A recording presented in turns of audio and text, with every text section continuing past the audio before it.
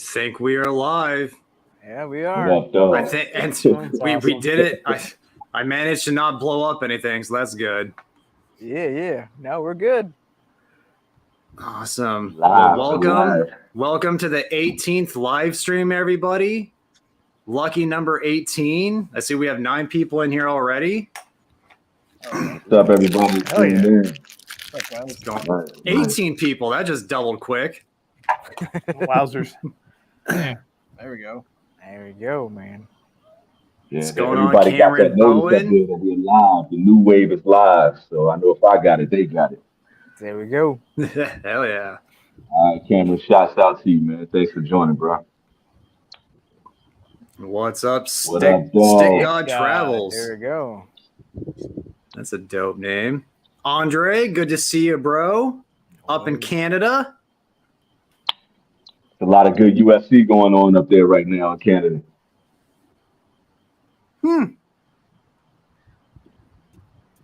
Heather Cooper. What's going on, Heather? I am too. What up, though? Yeah, we got Dan in the chat. Yeah. That's the cat. Got in the cat. What up, man? What's going on, John? Dan is gone. Saying hey to everyone else. Yep. Alex Chavez, good to see you, bro. Good to What see up, everybody. So, KC. oh shoot, Andre's in the U.S. All You must right. be trucking right now. You trucking? Got a Texas Taurus. There we I go. have a hunch he may be in a DJ's bushel over there.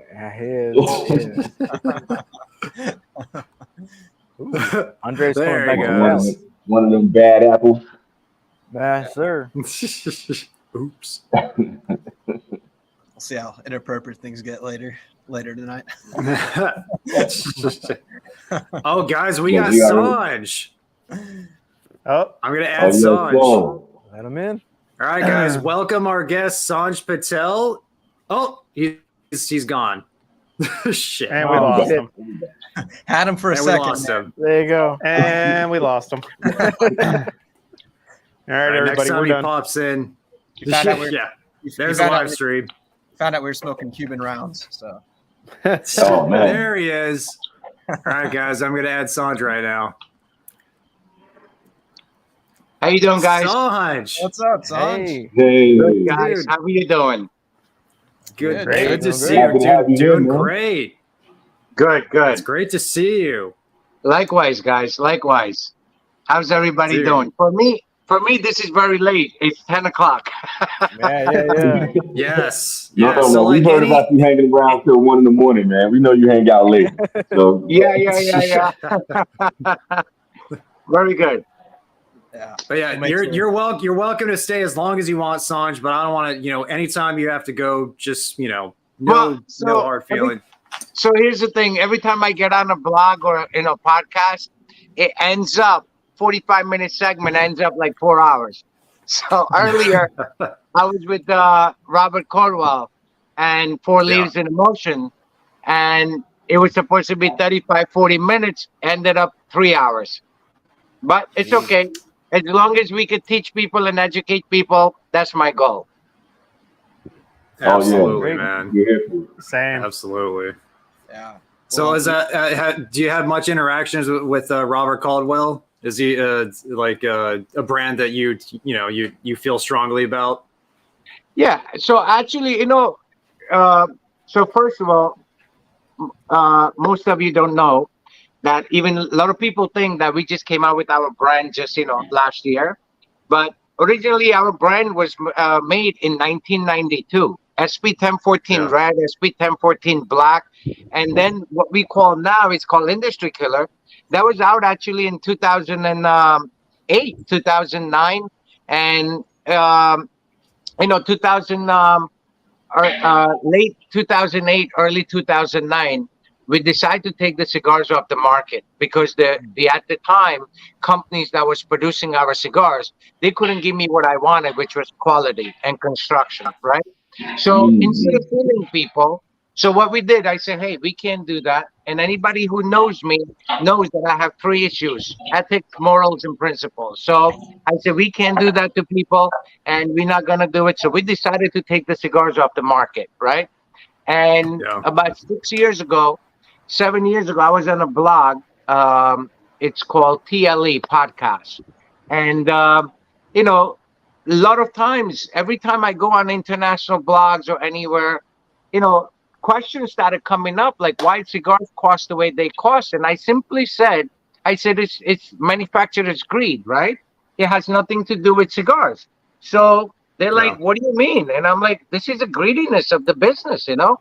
And I said, you know, just out of nothing, I just said, you know, fuck it. I'm going to re-revise all our cigars. And it just came out. I said, I'm going to call Project Kill the Industry. So it's not, you know, a lot of people don't understand. They're like, why you want to kill the industry? No, we don't want to kill the industry. I'm part of the industry, right? But it's called Project Kill the Industry. And then what we decided is that every single cigar that we're going to bring back is going to have 1992 pricing. And same construction, same quality. Look, flavor profile, there's 6 of us on the screen, right? We all eat pizza. We all going to find something different. So that, I don't guarantee it. But in 1992, every single box that we had, right? We never put it, you know, somebody smuggled the seeds from here and was rolled on somebody's, you know, sister's ties and, you know, naked chicks. We didn't have any of that. Our thing was very simple. I'm a simple guy, right? So our thing is very simple. It just said, thank you for purchase. Thank you for your support. If you have any problem with this box that you purchased, I didn't care if you smoked 24 cigar, and if you had a plug or if you had any issue, return it. Either we give you a brand new box or we'll give you your money back. No questions asked. Same warranty is today with all our retail partners. Now, since 1992 to today, not a single cigar has come back. Wow. That's dope. And that's the stuff that we take pride in, right? So for us, look, the whole project is what it says, love and passion, right? And we didn't do it for money. And, you know, look, I've been on almost like 1,300 blogs and podcasts all over the world. And I have no problem telling people that every time I sell SP Red, I make 42 cents per cigar. Wow. That is, that is generous on your part. But that's the whole concept. So my thing is, so look, people say, oh, but you know, you have a business. I say, yeah, of course. You know, my shop here, since 1992, every single cigar is at MSRP. We have 30% tax.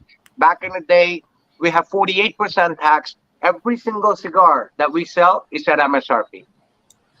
So whatever the price you're going to see in Half Wheel or Cigar Aficionado, those are the identical prices we have, regardless of a tax issue. So, you know, that's our goal, you know, and process. Look, we're here 32 years, right? And my goal, you know, even our SP Red Black Industry Killer, we're only originally our plan was, so we're producing 250,000 cigars per year, per size. Okay, so then we did the math. I said, look, if we do 250,000, so a lot of people, it may seem like it's a lot of cigars, right? But we decided, hey, 50 states we'll do business with. California is very hard to do business with. So I said, let's do 50 states. We do 2 shops per state.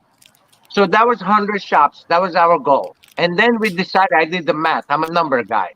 So I said, wait a minute. That will come out to 8 1/3 box per month per shop. And I says, once the people, we knew we had enough faith, you know, we know what we're putting out. Listen, there is no guessing game, right? So, you know, I said, if people smoke the cigar and the prices are right, they're going to fucking love it. And I don't want to hear my retail partner is my #1 priority. So, you know, all this company, you call them up, oh, we don't have it, or you got to buy this to get that. No, we don't have any of that. You have a legitimate shop. You're doing the right thing. Guess what? We'll work with you, right? And that's our goal. So, you know, then we decided we can't do that. So then we brought it down all the way to 30 shops. So in last year, we opened 30 shops with SP Red. We're working up to 40 shops. But again, I get calls every day. Hey, we need your product. We want to carry your product. No, we don't have it. I simply don't have cigars. So people say, why don't you produce more? Well, I could produce million cigars if I wanted to, but guess what I'm going to lose? What I stand for. Quality, construction. Now, every single cigar that we have, no one does that in industry. Every single cigar, every SP Red gets weighed 5 times before it gets into the box. Our Lancero in industry is the heaviest Lancero, is 13.5 grams. Red, right? Our red Robusto, it's 14.5 grams, and our Toro is 16.5 grams. Now, that's why you feel the way I mean, all of you. I don't know if all of you had my cigars. If not, I would gladly send it to you guys. Not a problem. But if you feel it feels like piece of pipe, right? But you take a pinhole, and it smokes perfect. Yeah. And that is what we stand for. And now look, the SP Red. I know Jimmy did the little thing the other day, and I love watching him, but sometimes I lose him. What the fuck was that about that air thing? The next door neighbor or some shit. I said, what the fuck? So but to me, our goal is simply to provide the best. Even in 1992, so our original cigar was out of Costa Rica. So I'm going to take you guys back into the history, right? Yeah. So our first cigar was made by a gentleman named Don Douglas. Very few might know who that gentleman was. So Don Douglas, we made a Costa Rican cigar, and there was he's still alive, a gentleman named Ben who is a master blender for UST, where they produce Astral, Don Tomas, all those cigars. And they said, we had a meeting, and they're like, what are you looking for? And I said, I want $15 cigar that I could resell it for $8. And that was the Red. And even today, 32 years later, that cigar is still $8. Yeah. And so I didn't know that the originals were made in Costa Rica. That's cool.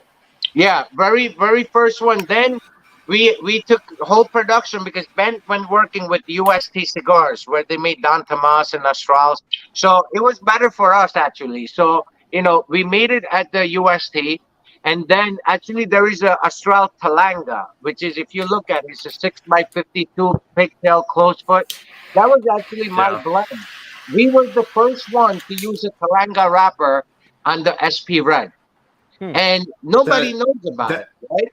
That was a Talanga Valley Reserve, right? The Astral. Yeah. That was actually one of the first boxes I ever bought. So you remember the packaging? It came into like a banana leaf, and it just was tied with the string. Yeah. That was my design. That's how we wanted to, keep it. So. Then from there, they sold it to Thomas Hind of Canada, so we couldn't work with them because of the tax issue, right? So from there, we went to what is known today as a PDR. That was actually our factory. The name was called Don Leon CA Cigar Company. And then Juan and myself, we were making SPs. It was a small company. And Juan actually has a shop in New Orleans, downtown New Orleans. And then 8 came into the picture, and, we got out. And then I went to work with Jose Blanco at La Aurora, and then it was it wasn't something that we wanted, and we respectfully decided to take the product off the street instead of fooling people. And I said, if I can't look, that has my name on it, so I'm not going to just sake of selling stuff. I'm not going to sell stuff to people. Even look back in the day. We were selling just out of here, no internet, no retail partners, nothing. Just out of here, we were selling close to 1 million cigars a year. Damn. And, Son, when did you know that this cigar, and with the red and the black, when did you know that it was the right time to bring it back? So it wasn't the right time or anything. So I'm going to be extremely honest with you. We didn't even think about any of it. I did not want to bring anything back. Listen. behind the scene, this fucking thing is very tiring. People don't understand, what we go through. And for me, I have a medical condition. For me to drive a half hour or fly more than, I got a problem. So like when I go to DR, right? Because I'm one of those guys. If I give you something, I'm gonna give you 100%. Yeah. If Right. if I Absolutely. take something from you, I want 100%. I don't want in between people. So my thing is, it would just kind of bother me that the way the cigars are going up and then the quality is going down, right? So imagine having a Rolls Royce for 300,000, and then you buy it, and then the quality is not what it used to be. So what are you paying for? So that's the issue these companies today have. Majority of all companies have, right? And today, look, 25 years ago, if you gone to any manufacturers, right? Dominican Republic, Nicaragua wasn't even big back in the day, right? Honduras wasn't big, right? So if you go in there with $500,000, they probably tell you, go home. You don't belong in this business. What has changed? You go there today with $2,000. Some asshole's gonna give you a cigar. You slap your band on it, and you sell it for $18, $19. And there's nothing. They can't tell you anything about blend. Our red is a Dominican Corojo Puro. Binder and filler is aged 3 years. Wrapper is aged 5 years. And once it's made, it sits there for exactly 1 year or more. No less than 300. It may be more than 365 days, but never less than 365 days. So for $8, what we're giving you, and a lot of people don't buy it because they feel, oh, it's $8 cigar. How could it be good? And I tell them, don't buy my cigar. Save your $8. Let somebody else enjoy it. And that's what we do. I'm They give it to me. It's cool. I'm rude. People find it that, hey, Sanj is rude. No, I'm telling you the truth. And that's all it's doing. And the problem today, the industry has is, if you speak and if you tell them the truth, right, they don't like it. Now, if you go into any of my blogs that I have been on, it's the same thing I preach, same thing I educate people, and I tell people, look, money does not make cigars. It's that simple. And look, even though we're doing 40 shots, right? SP Black, we launched this January. Originally we had made the rings, 200,000 rings. We don't have rings. We had to reprint them in April. And we just got the rings, 200,000. The cigars are ready. What we're launching is next January. We're launching something called Charisma. So which is blended by me, Rolla, and Eladio. Now this project was done. The cigars are done since May 2022. Cigars are already done. And what we're launching is going to be a sugarcane. So I know the other day, Matt, somebody said Connecticut. So we are working on the industry killer Connecticut, but I want to change the size in it. And this one, the Charisma, SP1014 Charisma, is going to be $8.50, $9.50, $10.50, and $11. Wow. MSRP. A full keystone. Right? What can you tell us about the blend on the Charisma? What can you tell us about the blend so far? We don't want to compete with anybody. I don't compete with anybody, even in my personal life. I am who I am, and that's what you're gonna get. So I believe what I believe, and then support from guys like you and all the people. And look, social media is loaded with SPs, right? Yep. And my partner Rolla, she does a phenomenal job, and even her, right? The goals, you speak to her, and she's like, she wants to just give cigars and say, let's just make it and let's help people and let them have great experience. And that's all there's to it. That's our goal. I don't want to be famous. I don't want to be in any magazine. I don't care who smokes my cigars. Of course I care, but if somebody said, hey, I'm not smoking because it's $6, then guess what? Fuck it. Save your $6. More for me. Yeah. It's a good cigar. Yeah. Sorry about that. So how are as far as us as the reviewers and the influencers, How are we helping your brand? Because all of us here, we speak highly of your brand. Everything that you've been talking about so far is the same thing that we're saying in our reviews. Is the same things that we're saying on our lives. How do we help you out? Do we give you any kind of push as far as the brand, or as far as people on social media as a Absolutely. benefit? Look, for me, support is everything. And when guys like you, even put even negative, if you put something negative, it's still, for me, it's a positive, because now 3 people going to hear about that name, right? So look, Right, right. brilliant thing, Marlboro in the 90s. Marlboro came out, when all this non-smoking shit and all this was designed by the scientists and engineers. So they had a program called Rip the Page.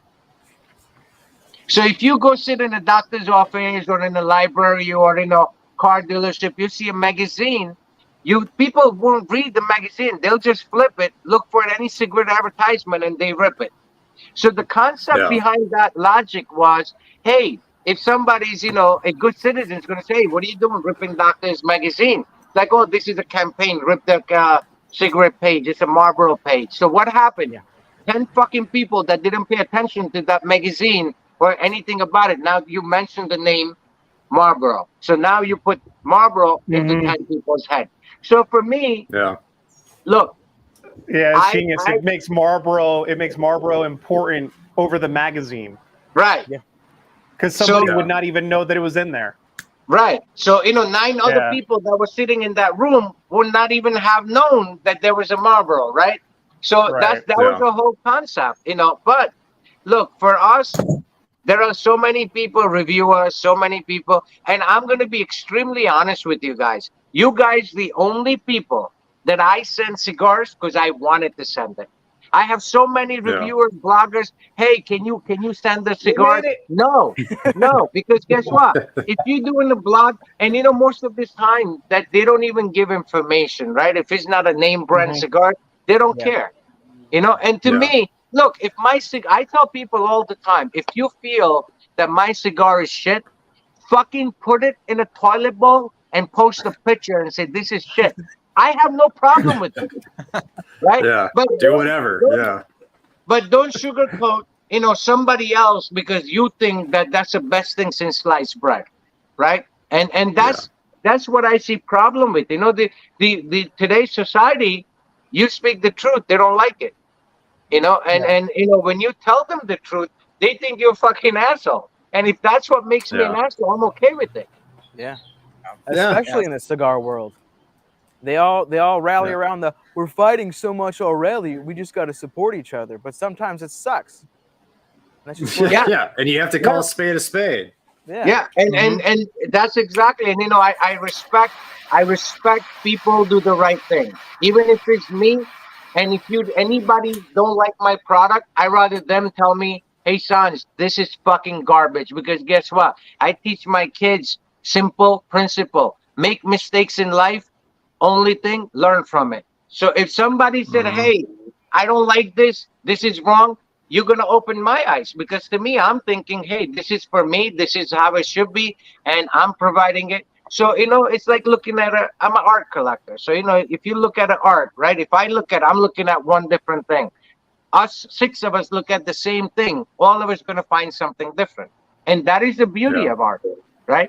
And that's what I want from people. If you think that my cigar genuinely is not good, please tell me. Don't be embarrassed. I'm not going to get mad. I actually say, hey, great. But it also depends where that's coming from. Now, if you're just some jerk off that smoked 3 fucking cigars and now you call yourself an expert, I got a problem with that. Right. Absolutely. Sanj, I wanted to say, man, I respect the hell out of you for it because when I reached out to you, and first of all, I'm small potatoes compared to these guys, but you still sent me cigars to review, and I was like, hey man, I'm honest in my reviews, and you were like, I wouldn't have it any other way, and that's what we wanted. That was my first interaction with you, but I've had other brand owners say, hey, only do a review if you like it. Otherwise, don't put anything out. And I'm like, well, No, then I'm not gonna feature your brand then, because then I'm being disingenuous, and I'm not gonna do that. Mhm. Yeah. Yeah. Yeah. Yeah. So I mean, look, you know, and the thing here is, you know, every blog or every podcast I go on, and if I see the people who's hosting it and their audience is respectable, they know about tobacco, they I hate, you know, if you say, hey, these two cigars are the best cigars since sliced bread, I don't want to talk to you. Right. Mm-hmm. I really don't want to speak to you. Right. So I'm going to show you something, right, that I hope you do 1,000 more blogs with other brand owners. No brand owner will ever do this, ever. Why? Because they know.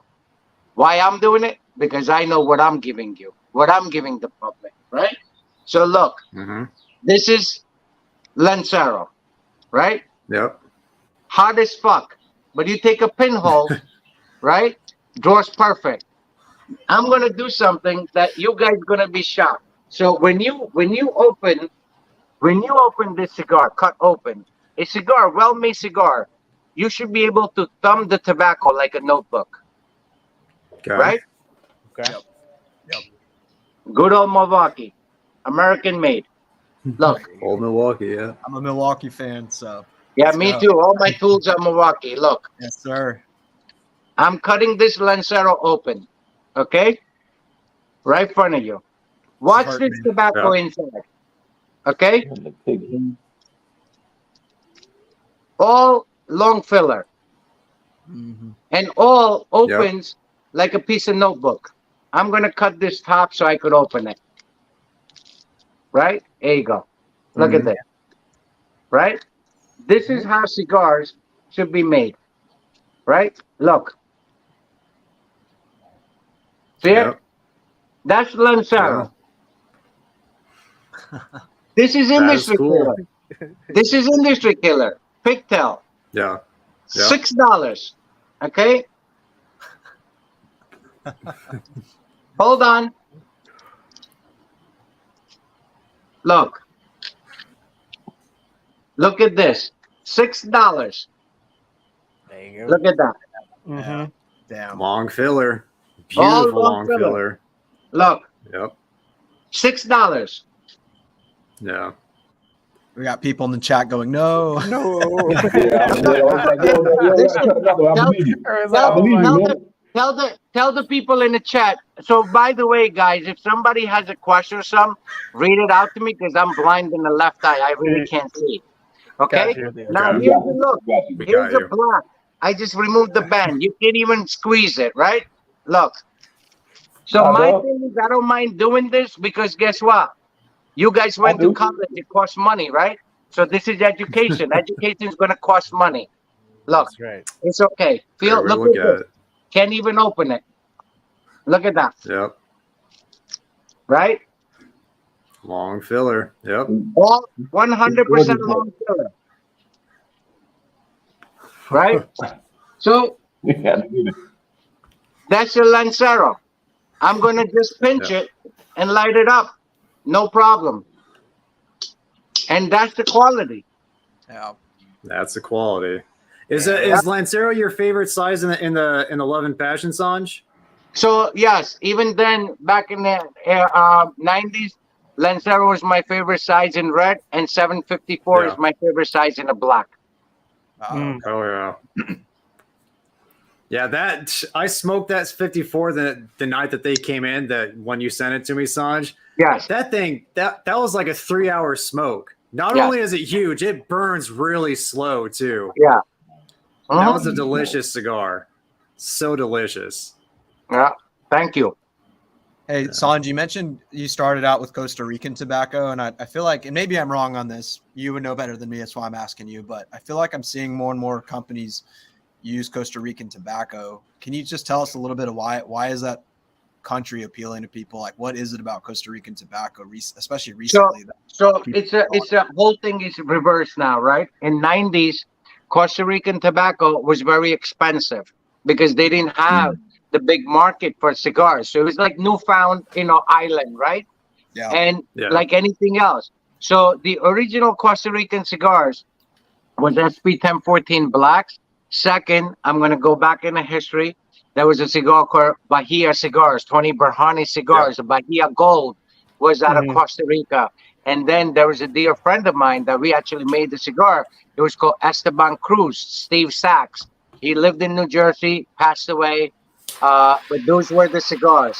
Then all of a sudden, they had a lot of issues, with the government and taxation and stuff. And I said, look, we can't deal with this. Every time you go there, you have everything registered. So we decided to move on.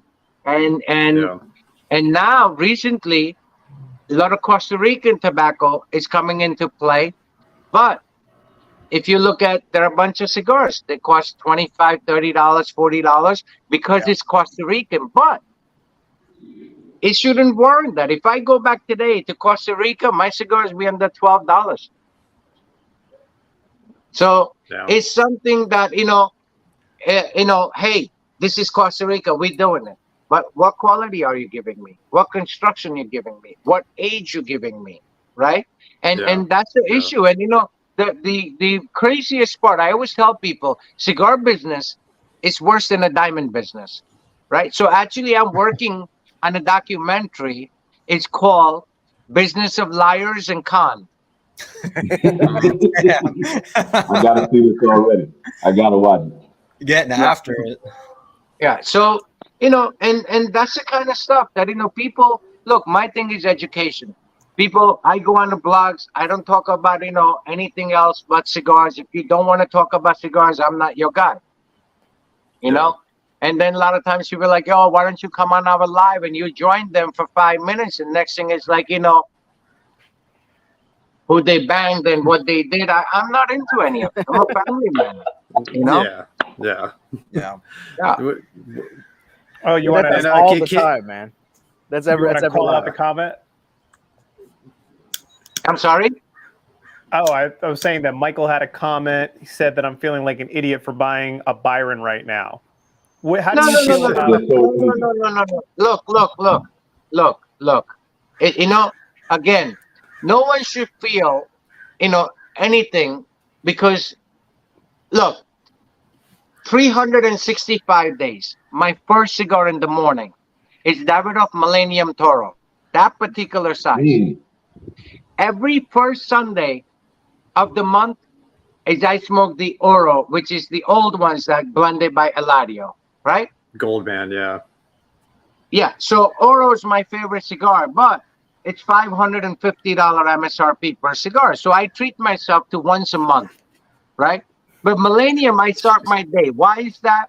People say, why don't you smoke your cigars? Well, guess what? For years and years, I'm a consistent guy. I like consistency. Yeah. I like, if I want a cigar and, if it's early in the morning, I don't want to be disappointed, but throughout the day, I'm going to smoke 8, 9, 10 cigars and then bring it whatever you got. I'll try it. But I don't tell people don't buy it because it's expensive. Even if it's expensive, do your research today. Look, the world is in palm of your hand, right? Your mobile has every fucking thing. My people, us Indians, make Google so easy. Just fucking talk and, get information, right? So, 20 years ago, if you got taken for high-priced cigars, I could understand it. But today, no, just if guy wants $60 a cigar, try it. Don't knock it. I'm not saying, but the problem is that kind of business is short-lived. Because how many fucking guys, average guy smokes 2, 3 cigars a week, right? That's considered average. So how many guys got $180 a week just to buy a fucking cigar and they don't even know? So I don't tell people. People say, hey, what do you think about it? I said, look, just for an experience, you could say, hey, I'm going to spend this money, but at least I tried it. And that's my advice to people. Don't knock it. Look, they're great cigars. A lot of people, they have different thing. Our mentality is very different. My business motto, comes from my parents. My dad always taught us. He said, in life, never be the rabbit, always be the turtle. and Slow and steady. slow and steady. Steady. You know, and that's what we're doing. So I just don't get people like I don't want to blow up the market. I don't want to put cigars out. We're not giving cigars, and that's all there's to it. We don't have So sorry, Matt. Yeah, you go, Keelan. You go, man. So I was going to ask when you were talking, Sanj, from the artistic standpoint and being a cigar creator and a blender, and then you're talking about being slow and steady. When you're blending your blends, if it's the red, if it's the black, or if it's the industry killer, what are you looking for in your blends? What are you trying to find on your palate? What are you trying to give to the consumer? Okay, so that's a great question, right? So this is nothing. It's new. Actually, the SP Red, when we decide to do this project, right? I says, who can I, sit with? Who can I sit now? Everybody, I'm friends with an industry, and everybody respects me. So I say, you know what? Chico is a guy. So I call Chico. I said, I'm coming down. I call actually, Yamil, and we went down, and I said, look, here's a blend. This cigar I had in 1992. I want you to come to the closest to this cigar possible. So at the time, we didn't discuss the price. We didn't do nothing. So it took us 2.5 years. So if you go back on my Sanji Smokes Up Instagram page, June 2020, I posted a picture sitting outside my shop, Little Nub. I said, this is it. That was SP 1014 Final Blend. Same thing we did with the black. I went to Eladio before even he retired from Davidoff. Eladio and I go back almost 25 years. So I told him, and he said, yeah. So we worked on it. And actually, the SP Red and SP Black was supposed to launch at the same time. But he retired in September. So October, we couldn't do anything. January. So it was too close. So I said, look, we just wait a whole year, and we'll come out for our anniversary next year. So that's what we did. So this is something already existed. The only thing we changed is packaging. So the old packaging, right? It was a wooden box, and it had a 25 count, simple. So then the artwork we added. So Mario, who's a very well-known artist friend of mine, and I said, let's design something different. So the Cohiba trademark, I own it. The Viguero trademark. So this is actually the new industry killer packaging. You guys gonna love it. Let's see it. Oh, nice. That's sick. Hell yeah. Like the green. Yeah, so this is actually the Cuban Viguero, the Habano Viguero. It looks like Viguero. Yeah. Okay. Yeah, so I own this trademark as well. I own a lot of Cuban trademarks. Right? Smart move. How much do they hate you? But you know what? Look, actually, so again, history, right? So 1997, I guess this is gonna open people's eyes that how long I've been in this game, right? So 1997, if you guys Google or research, Tobacco SA took General Cigars to court because they had come out with the red dot Cohibas. Right? That was the first Cohiba. So at the time, Churchill was $15, Torpedo was $20 MSRP, and nobody could figure out. So their excuse was, hey, it's a Cameroon wrapper, very expensive. Yes, of course it's expensive, but it didn't warrant that kind of price. So, well, long story short, Habano SA took General Cigars to court. They originally lost. They couldn't produce cigars. So about 3 months later, they came after us. We went to New York Supreme Court, and we won. That's the reason they could use the name Cohiba. Now, we produce the cigar, so the original, Mary, on the back Humidor, on the back, that's, I think, original box for SPs on the top to your right side. Look, where the ligas are. So, so what we did... Is that Matty Rock back there? Oh, tell him I said what's up. Mike said, what's up? So, love Matty Rock. So we had, so we added, inside the humidor, on the top shelf, back there. I need that T-shirt that Sign is rocking, man. That T-shirt is fire, dude. That's a dope shirt. Yeah. So we started manufacturing cigars, and we had the band. So the original band, if you look at it, was identical, like Habano Cohiba. The face did not exist, and where it says Cohiba, it was SP 1014 in red and SP 1014 in black. That's how the two cigars were different. That's how you could tell. Yeah. Right. Yeah. So if you look at Desert Storm, right, 1993. I have pictures from our soldiers. We don't post it because, we do big business in the Middle East and stuff. But we have pictures of all our soldiers in front of Saddam Palace smoking SP 1014 cigars. Wow. That's cool. awesome. Do you have that That's some history somewhere? right there. I'm sorry? Do you have that picture framed up anywhere? That sounds like a really. Give me 1 second. All right. There we go. Yeah, I got this too. This is Wow. time. Yeah, look at that man. ash. Man, Beautiful. Listen. Mm. Hope everyone is enjoying this. I'm enjoying the hell out of this. This is awesome. Man, this is some good shit right here, dude. Yeah. Hell yeah. Great first guest.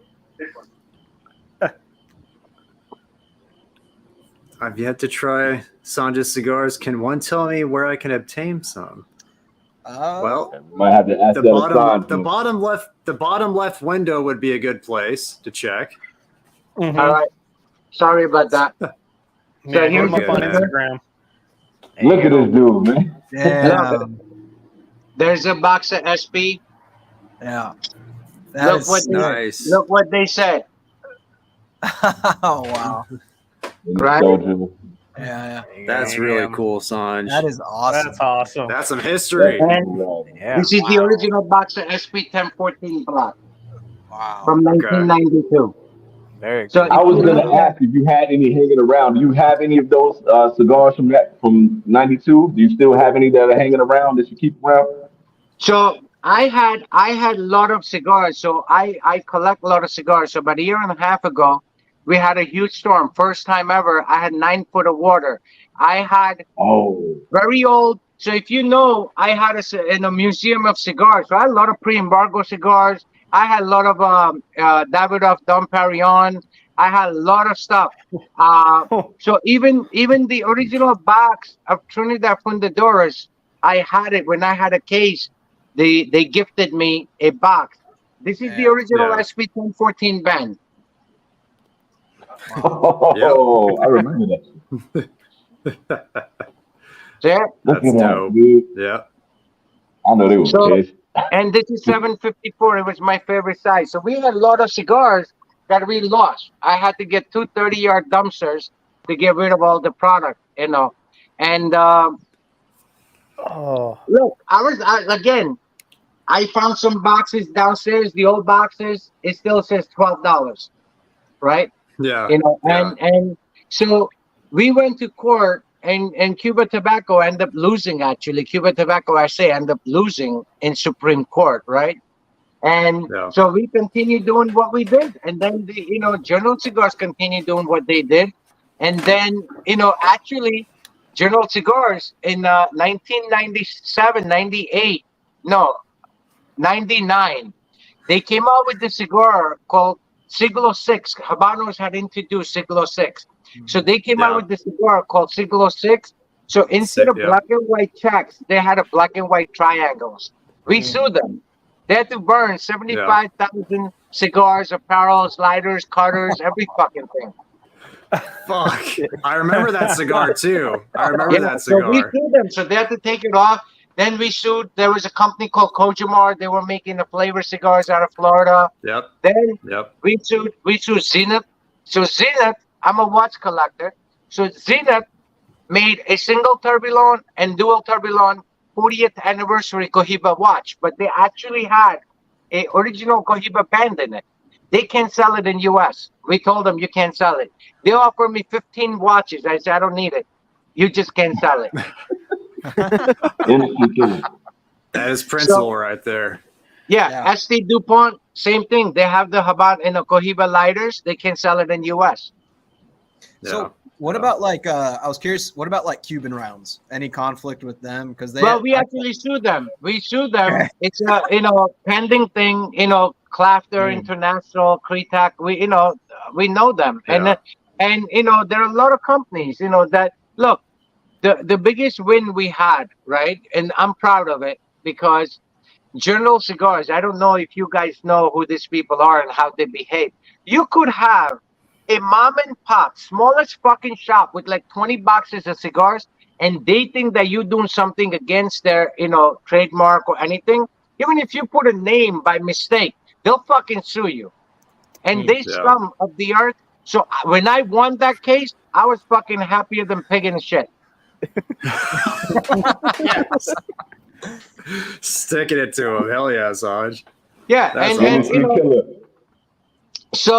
so we, and then when under Obama administration, they were looking to open up embargo with Habanos, General Cigars, and we had a deal going. They wanted to buy both my trademarks, and they almost came like 80% of my asking price, and then the regime changed. Yeah. Because if they ever open embargo, Buck's gonna have to stop here. Right. Yeah. If you could cage fight any one of these brands, which one would you want to fight right now? I'm sorry? If you could step in the cage fight with any one of these brands right now, who would it be? Look, I'm not a fighting type of guy. I'm a type of guy. If it's look, I believe in protecting what's mine, right? Sure. So it's simple. I'm one of the nicest, humblest guy. I do a lot of charitable stuff. I feed homeless people every day in my town. You know me when you said that.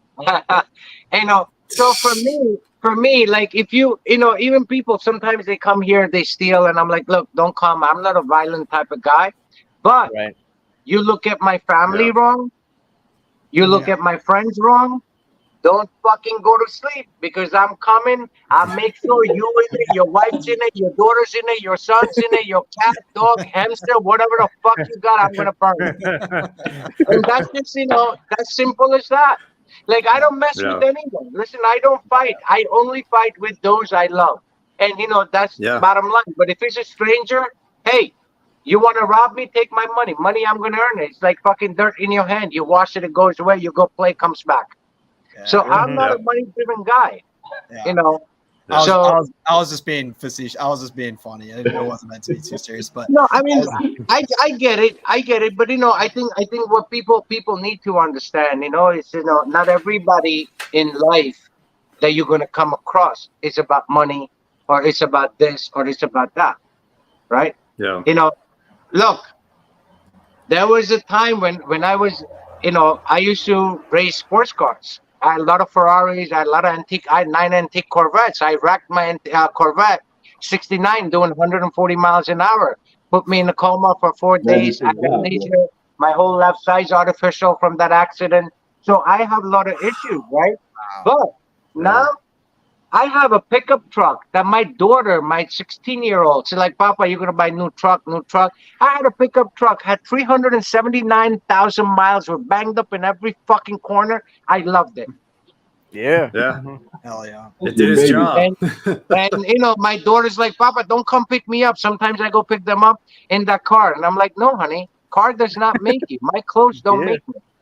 What's inside me makes me. My action. A lot of people gonna come talk.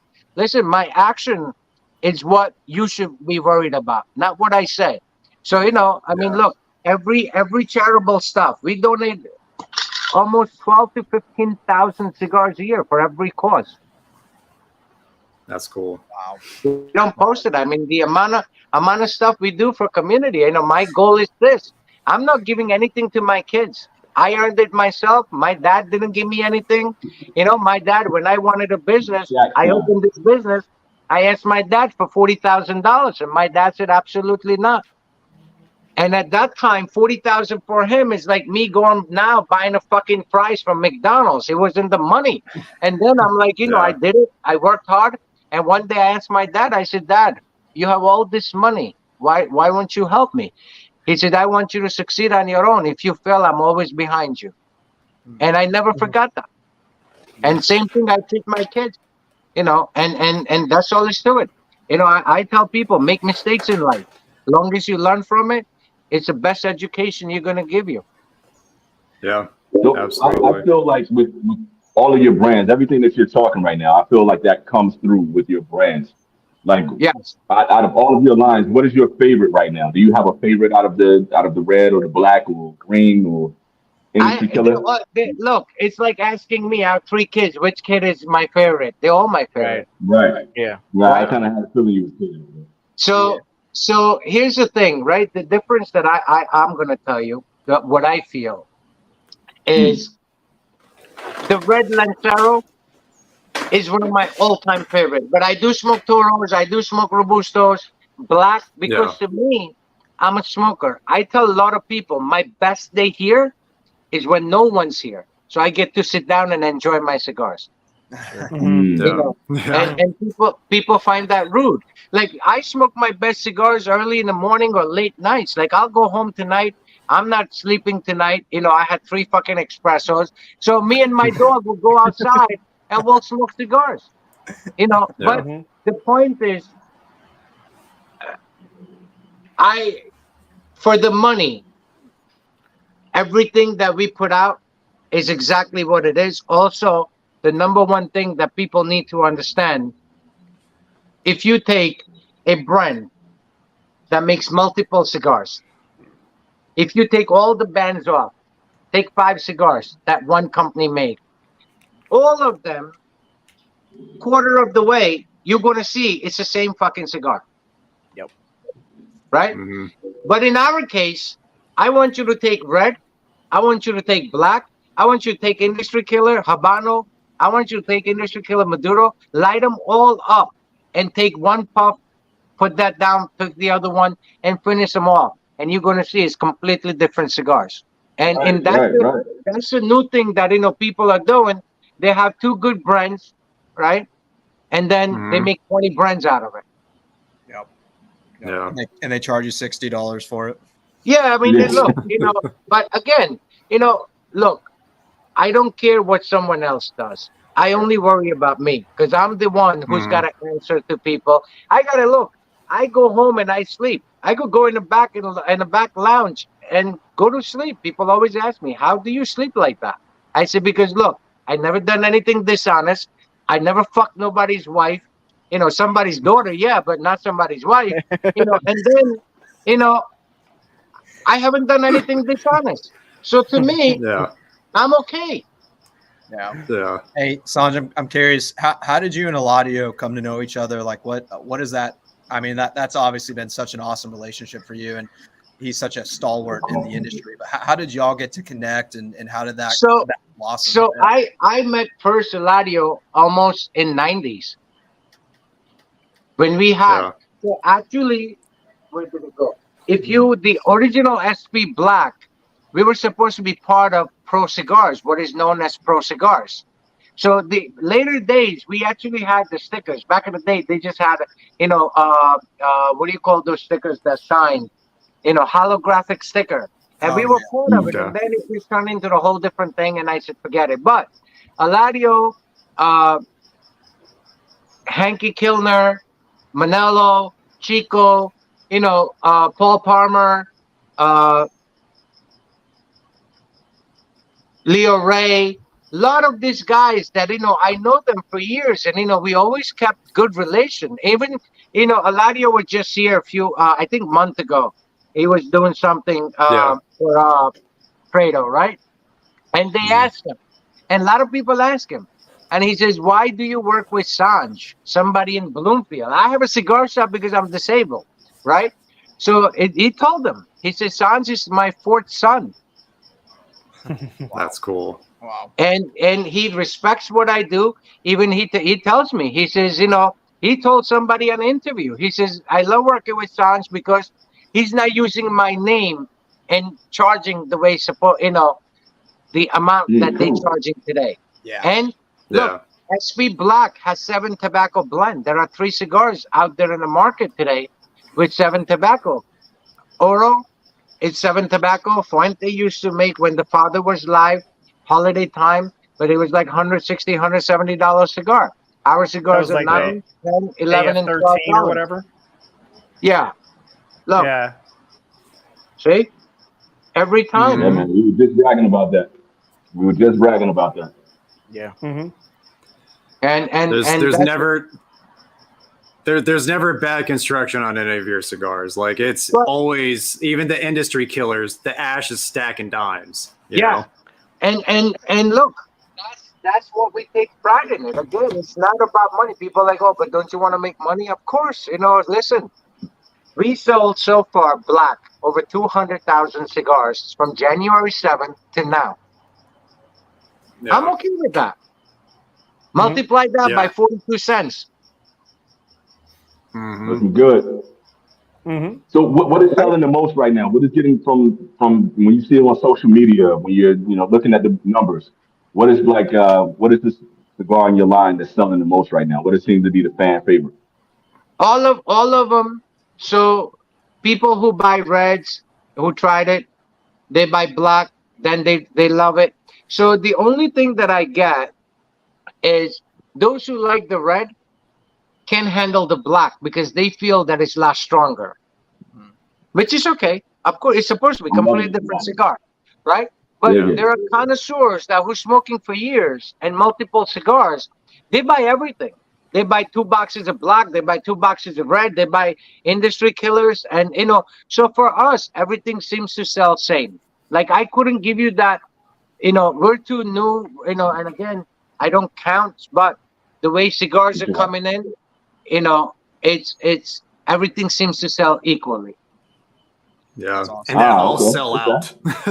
Yeah, right now we don't have anything. That's because Matt Yeah. keeps buying them all. Yeah.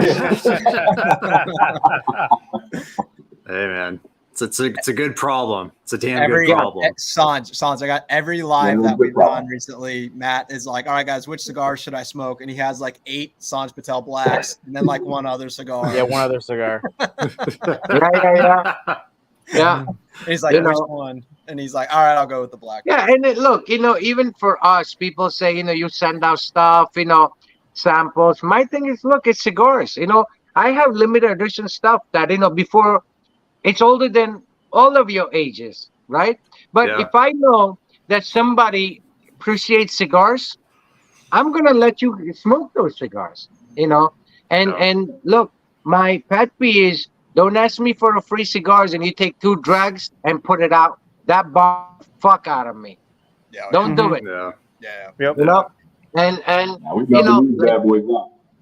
yeah, I listen. One of my all-time favorite was Davidoff Dom Perignon, right?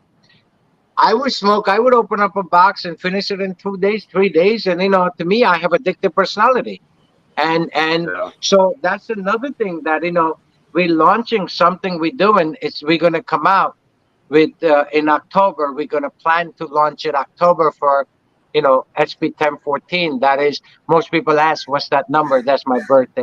Sanj Patel, October 14th, right? Yep. So Yep. what we planning to do is, cigars are already made for about 1.5 years. So this project, there is no cigar company exists today or ever domestic made this size. It's 7 by 43 Lancero. So Okay. it's one of the hottest ratio to make that cigar. And Eladio made it. And I was just telling Matty Rock, I said, Eladio sends me pictures every day smoking that, 743, right? But that project, so in 2004, actually last Sunday, she would have been 19 years old. So I lost my daughter in 2004 and to SIDS. And every year we make, 100,000 cigars, 25,000 cigars, and we sell that cigars and we donate 100% money to SIDS Foundation. Wow. So Eladio and I came out with something very special. I said, look, this size, the Dom Perignon Lothiers was the size. And I said, that's one of my favorite size cigar. Why can't we do it? Yeah. So it took Eladio almost 2.5 years to nail it. We nailed it, and we're making a limited edition boxes. It's called SP1014 Antra Edition. It's gonna be 0001/1000. So we're making 25,000 cigars, 1,000 boxes. Price, we're gonna keep it to the lowest point we could possibly do, which is about $14 retail, and that would bring me $350,000, and that money is going to go to SIDS. Wow. What makes that difficult to roll? What makes that difficult to produce? The ratio, the size, 43, so it's like a little bigger than regular Lancero and a little, thinner than Churchill. So the binder filler plus the black, don't forget, has a 7 tobacco. Yeah. So it's very hard. Yeah. Right? Hard to produce, yeah. Yeah. So anybody could, any size you could make it, but the even look on the black. So I don't know how many of you have smoked the black, like 550, 554, 654, 754. So if you take a normal cigar, right? So from, let's pretend same size is different brand, you're going to see significant change from 550 to 754 in the flavor profile. In ours, you won't see that. There is a reason, right? This is where the experience of the master comes in. So I said, I don't want that change. So he said, okay. So what we did, if you open, I'm going to send you guys. If you don't have it, I'm going to send you so you guys could open it up. So 550 has a 1 wrapper. 554, Eladio added quarter more sleeve of wrapper inside. 654 has a half a sleeve, and 754 has a 3/4 more wrapper. Okay. So it makes up the balance. Okay. No shit. That's so cool. Dude, that's so rad. Yeah. Anj, is there any tobacco like variety like San Andreas or broadleaf or whatever that you just don't want to work with, or just it's difficult to work with, or maybe one that you really want to work with in the future? Is there anything like that? Look, here's the thing, right? That's a very good question, but there are 263 different kind of fucking apples, right? How many jerk off know which apple tastes what? So look, I hate when motherfuckers ask what kind of wrapper, like you fucking know what kind of, not you, I'm just saying general people. When people call me up, what kind of wrapper filler? What the fuck do you know that you need to know that? Yeah. Let's stop that bullshit. Look, there is so much tobacco that you could work with, right? And it's just and then look, the number one key for us, I'm a very patient man. I tell people, you fuck with me, I'm a type of guy, I wait 10 years for revenge. And one day you would never know. You forgot about it, but I they least expect it. Yeah. Count of Monte Cristo. Yeah, so like our thing is, look, tobacco is good tobacco. Quality of the tobacco is what makes a difference. Sure. Yeah. Sure. Right? So our black has a 6 Dominican tobacco in it, and our binder is a San Andres, which is aged in a bourbon barrel for a full year. Yeah. And the red is just Dominican Corojo Puro. And it's damn delicious. Thank you. Gosh. It is so Yeah. good. But Sanj, like, so say like 5 years from now, like where do you envision SP1014? Where do you envision your brand being?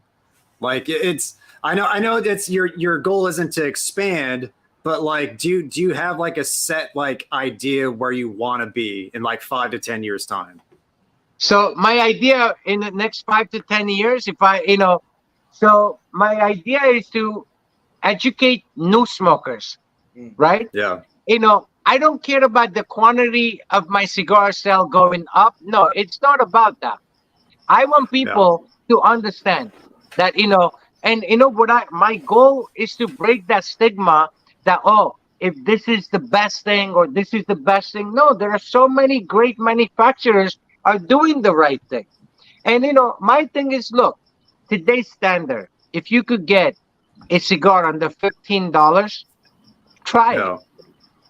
Try it. But if the cigar MSRP is $9, $10, and some jerk off wants to charge you $22, don't fucking buy it because you're the fucking problem. Consumer is a part of the problem.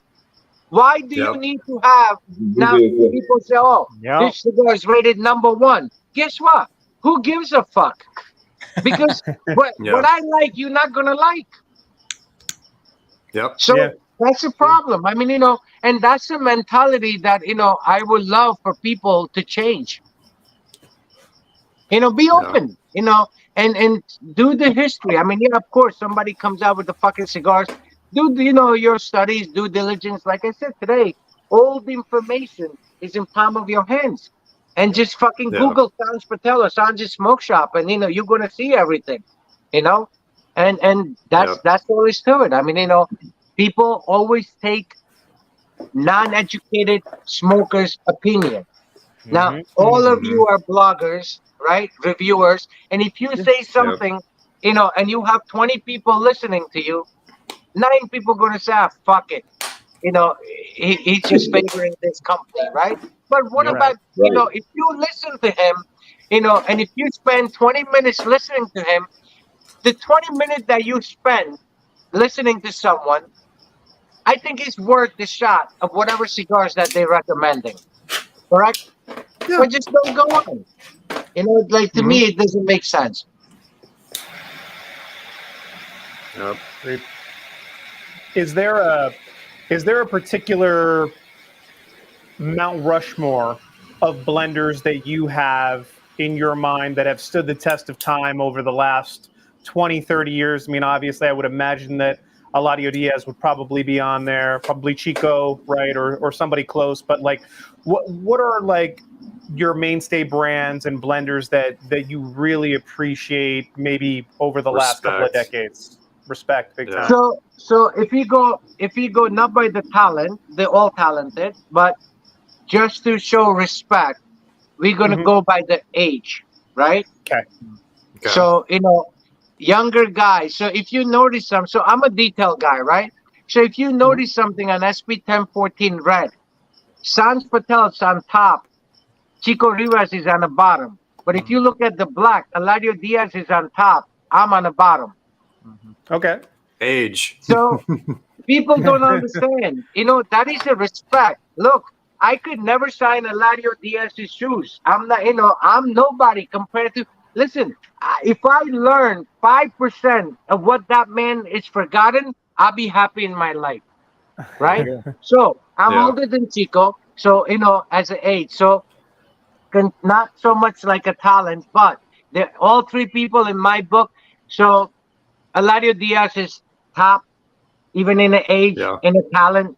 Second is Ernie Perez. I love Ernie. Third is Chico. Everybody else I'm okay with.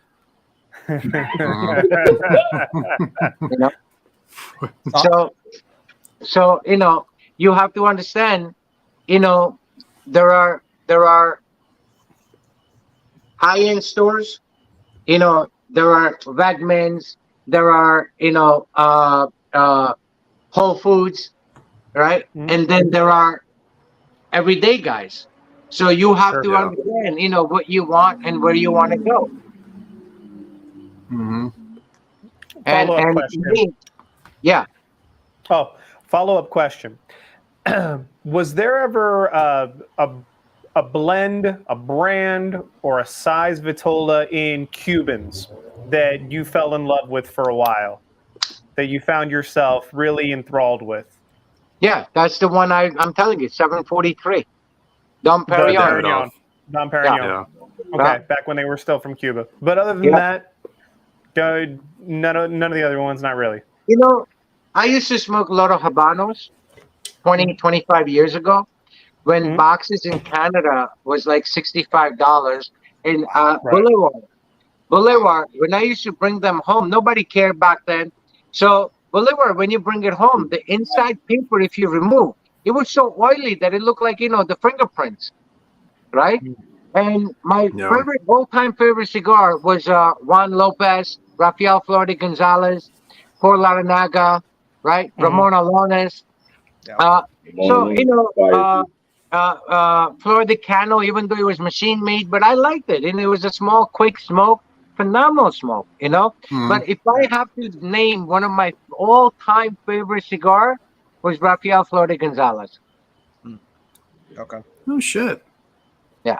Not familiar with that brand at all. Cuban. So if you had those boxes today, right? It looked like a white box with all kind of signatures on it, writing. So nobody would know that is a Habano cigars. But that was one of my favorite. Second, Por Laranaga, because that fucking cigar is like when you eat cashews and that creamy, milky taste. That's how that cigar was.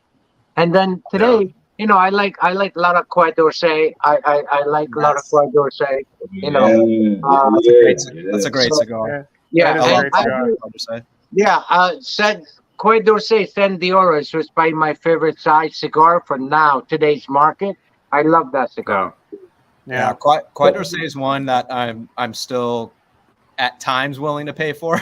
not always because it's still expensive, but also Por Laranaga. I really love the Petit Corona for that. And those are still for Habanos fairly affordable, but they're still, you know, obviously the price hikes recently are really expensive. You know, but those are two great cigars. Yeah. So, you know, our goal is to work with people. And then the reason earlier Matt asked me why Chico, and you know, the reason that we selected, I could have gone to anyone, but I wanted to work with someone that has the same love and passion for what they do. And Chico's one of them. Yeah. Eladio, if you ever guys come to DR, please let me know. You go to our place.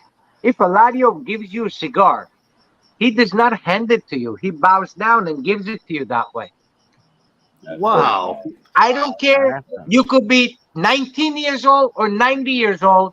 You would never see him hand you a cigar. He bows down and hands you a cigar. Wow. And that is a respect. Man who takes it serious. Yeah. Respect, and you know, that's all into it. You know? And Arnie Perez, look, Arnie, it's Arnie, it's one of the guys got magic. Earlier you asked me, right, that different tobacco. Well, I'm going to tell you, Arnie, you could give him fucking newspaper. He come out with something fucking phenomenal. And that's the talent. You can't take that away from them. Yeah. Are you working with anyone now? Like, are you working with anyone to create something new? Do you have something that you're kind of working on behind the scenes with another blender at the moment? No, so right now it's just Eladio and I look and Chico. Right now, I can't handle it. If I introduce something new, I can't handle it. The charisma, people, we have samples. I have some coming. I'm gonna make sure all of you get it. That cigar, people want it now, and I'm like, not happening. Right. Yeah. And charisma is also, you know, Rolla, who's an expert. Rolla's not just a pretty face. Rolla, you could send them, all five of you could send her a unbended cigar and never tell her. She'll give you 3 paragraphs, puff to puff, and where that fucking tobacco is from, how much wrapper you use, what you use. So this is somebody comes with an experience, not like American bloggers, ass and tits. I mean, she's gorgeous, but she has a talent. She knows the blend. She knows what's in there. That's amazing. And her goal, same thing. You know, if it was up to her, we wouldn't even make 40 cents. It's like, you know, it's fun making good project and let people enjoy. And I said, yeah. Is it getting harder to maintain that price as like with the supply chain issues and inflation and all of that? I mean, has that been difficult over the last year or two? So tobacco is not gas. Tobacco is not lumber. Tobacco is not, oil that you need, right? So the inflation in tobacco. So what I don't understand, right? You have tobacco. Look, at this price, SP red and black, assuming that we sell per Vitola 250,000 cigars a year, I'm prepared to keep the same prices for next 10 years. Wow. Okay. Now, I'm nobody. So how come big guys can't do it? Yeah. But guess what? Big guys, greed changed. This is all about greed, right? Yeah. So look, there, you always you hear that you have to learn from other people's mistakes, right? And right after 9/11, all of you old enough to remember that. Mhm. One thing happened to America. Gas prices went up to 6, 7. New Jersey was like $6, $8, $7 gas, right? And then right after that, 9/11 happened. The very first quarter, Exxon Gas came out and reported first quarter $150 million profit. American public blew their fucking lid, right? Mhm. Yeah. So they made it such a big deal. The CEO of Exxon came on and asked simple question. He said, "How much do you think? Do any of you know how much when Exxon sells a crude oil? What do you think they earn a gallon? How much money do you think they earn a gallon?" It was thousands, wasn't it? I'm sorry. It was thousands, wasn't it? Because it was only like 60 cents or something. It was something really small, but they were Even making a today, killer profit. even today, they earn single penny a gallon. If you can make a penny a gallon, then you know what? Don't drive your fucking big SUVs. And same thing with I tell her. If I can make 42, 50 cents a cigar, then what the fuck am I doing here?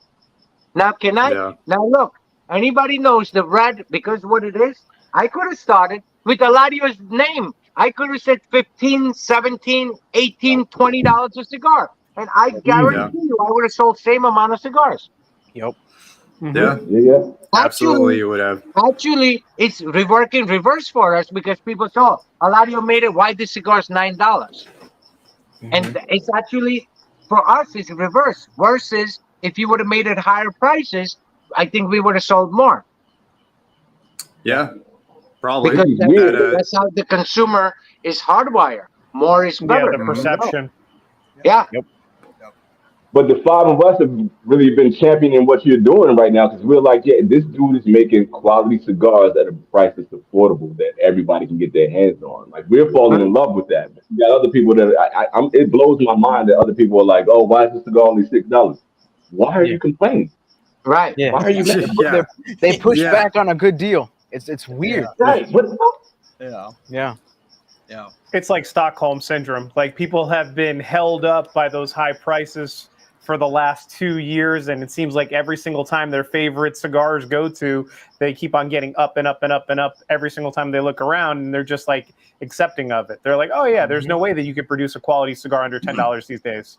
Yeah. But But that's Michael, what we were talking about is that prestige thing. Like everybody wants to smoke for prestige. They're trying to feel like they're better Right. than the next person. And smoking the highest value.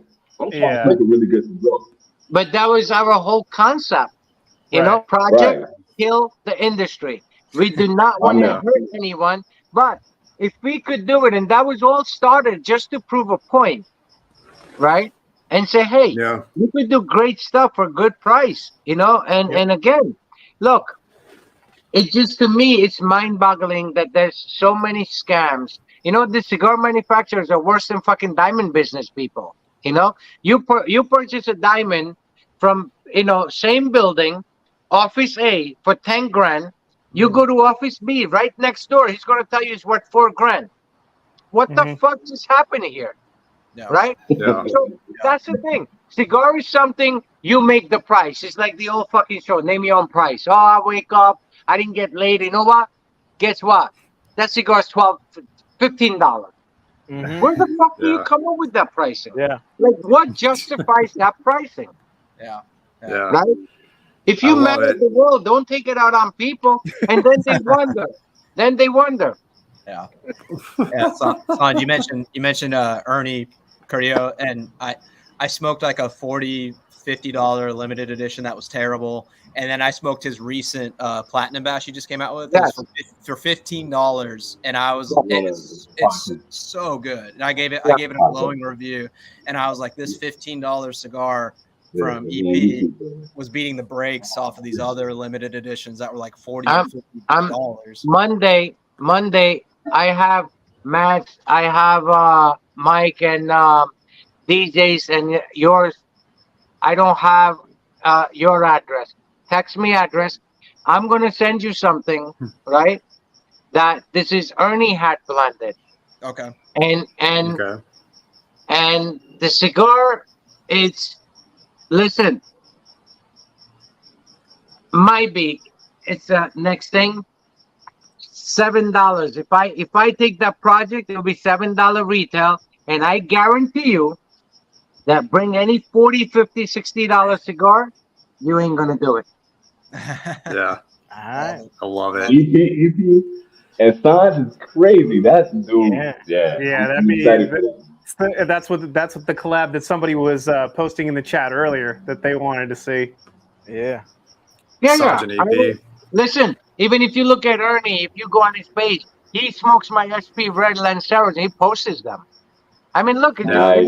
That's awesome. these are the gentlemen of the industry, right? Today, Yeah. so look, here's the thing, right? So, I always tell people that, cigar industry, manufacturers say we all family. Number one lie, right? Brother of the leaf, Mhm. number one lie. Sister of the Yeah. leaf, number one lie, right? Yeah. Stop that Yeah. nonsense. You're not my brother. You're not my sister. You're not my friend. I just do the great shit. Smoke it. You don't like it. Keep on moving. And that's Yeah. my attitude, right?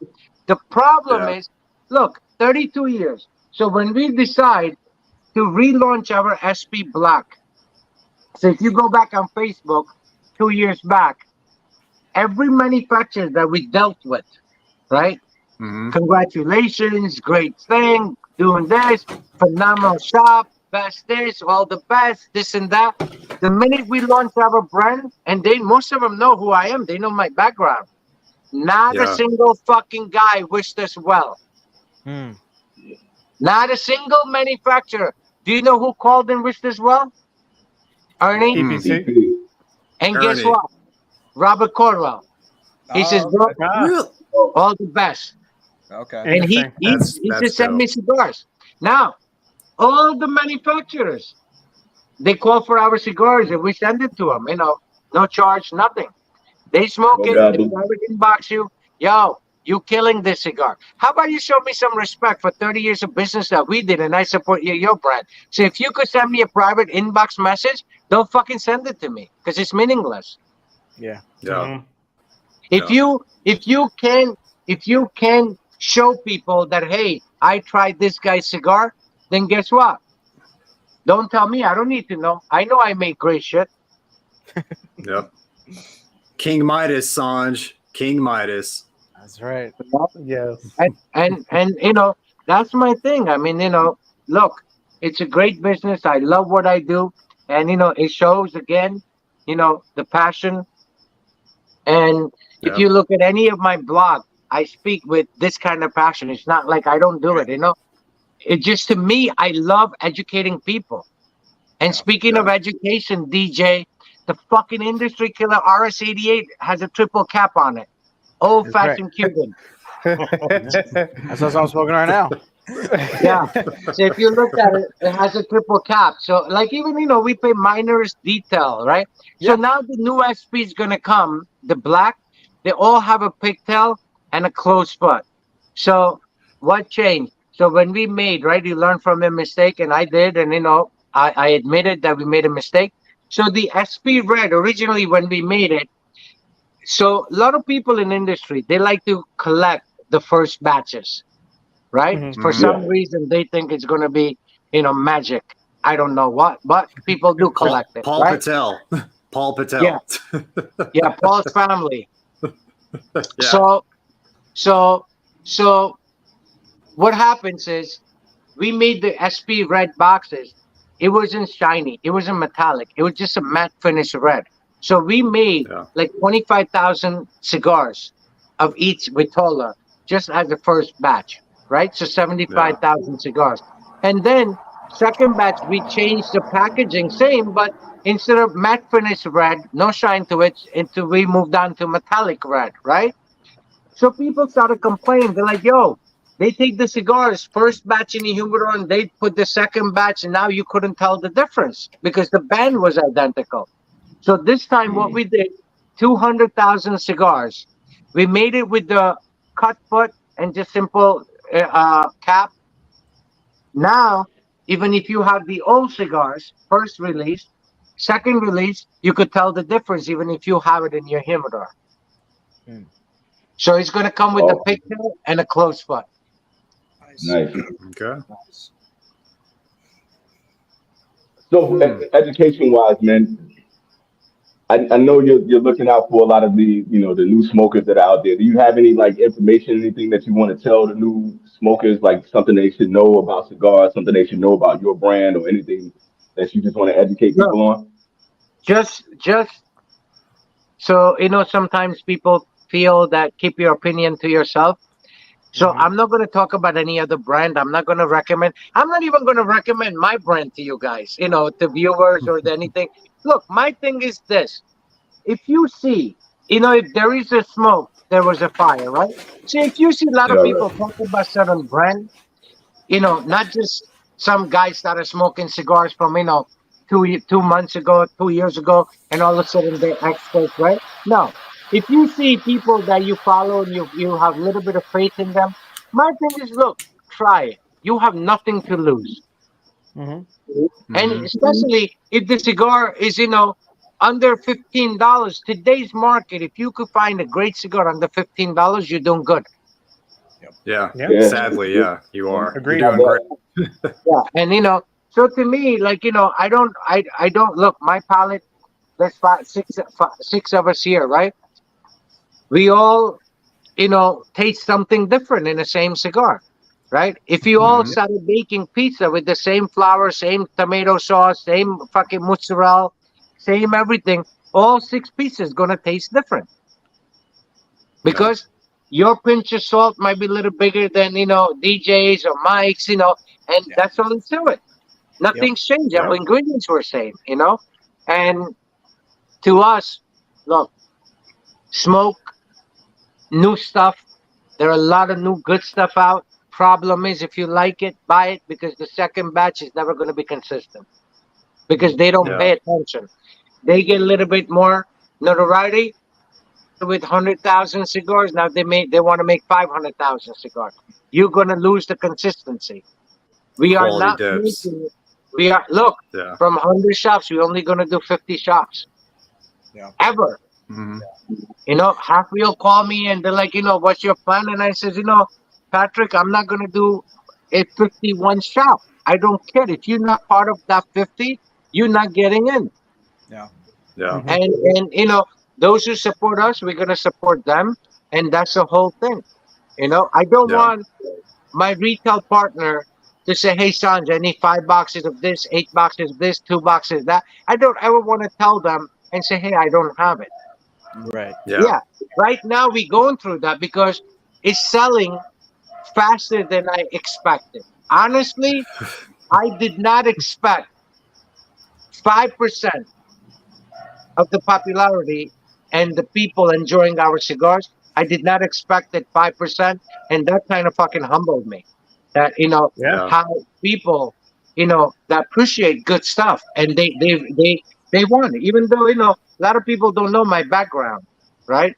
And that's what it is. I was looking up. You have a lot of gathered off. Sorry about that. I didn't mean to step on you. Who's going? Sorry about that.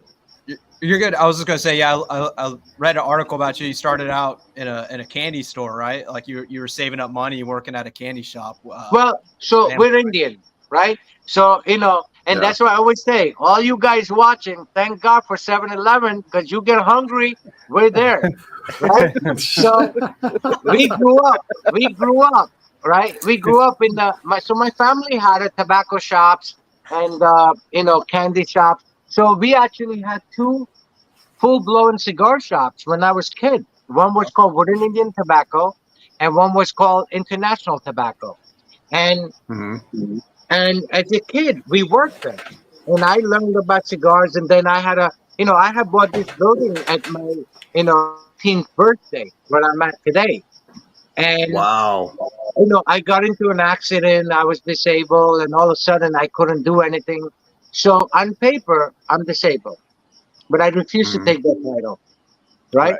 So, I do much as I can, but so I knew enough about tobacco and, background helped me out. And I says, you know what? I can't rent this fucking shop. I'm going to open up a cigar shop. So 1992, I opened up cigars. I had candy and all that. And then, 1997, business, boom was coming up. So I said, you know what, fuck it. We're going to go straight to boutiques. So we went and, when we decided to do boutique, I used to do a lot of old-fashioned Paul Gamarian when Dr. Gamarian was live, friend of mine, all the PGs and stuff, Santa Damianas, Dunhill, high-end Dunhills, a lot of stuff that, we used to gear towards that shit that you couldn't buy just anywhere. And that was another reason. As a retailer, how do I compete with my own self? When you buy a fucking box of Macanudo back in the day, right, what cost us $100, and New Jersey had 48% tax, so my cost was $148, right? Meanwhile, any jerk off could buy it online for $88. How do I compete? So I said, fuck that. I got rid of all of it.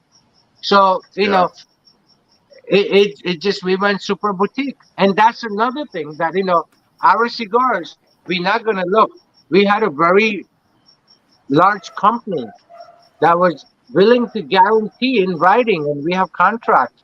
They would not discount our product. They would not sell wholesale to anyone, nothing. And they have 18 shops all over U.S. I mean, major company, right? You guys figure it out. And they were willing to buy 200,000 cigars per year. And I said, we're not doing business. Guess what? If I put my cigars there, what did I do? I just cheapened my brand. Seen so many brands do that over the years. Yeah, absolutely. Absolutely. And, I do all the work here. Even if you look at our social media, anybody posts our cigar, tags us, I always message them, thank you very much, enjoy. If you're a girl, if you're a female and make a comment, you're going to get 2 hearts. I'm going to acknowledge you that, I read your comment. But there is not a single person have sent us a message that I did not reply back to. Super consistent. You're always consistent as hell with that song. 100%. Yeah, and that's the thing. I mean, sometimes I get messages 2 in the morning. I don't answer it right away, but when I get up in the morning, I answer it. Every single question. It's like I watched Mel Gibson's movie, and I love that line. Romans were coming, and Moses had a door closed, and Jesus says every door must be open. So I answer. Every door should be answered. Awesome. Yeah, I was gonna say for anyone watching, like straight up truth, like my experience with you, man, messaging you and stuff, like always been super like awesome, communicative, like all of that, consistent.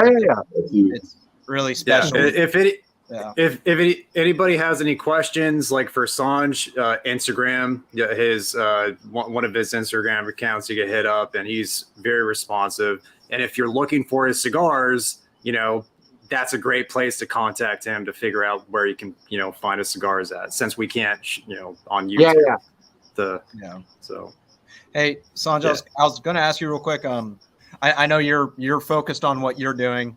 I get all that. I'm just curious, is there any concern around some of like the regulations that the FDA is trying to do? Do you have any involvement in that? Any thoughts, or just I know they're constantly trying to change things, come after things, and all that. I just was wondering if you had any thoughts on that. Not assuming you do, because I know you're worried about what you're doing. But no. I think you've got that wrong, brother.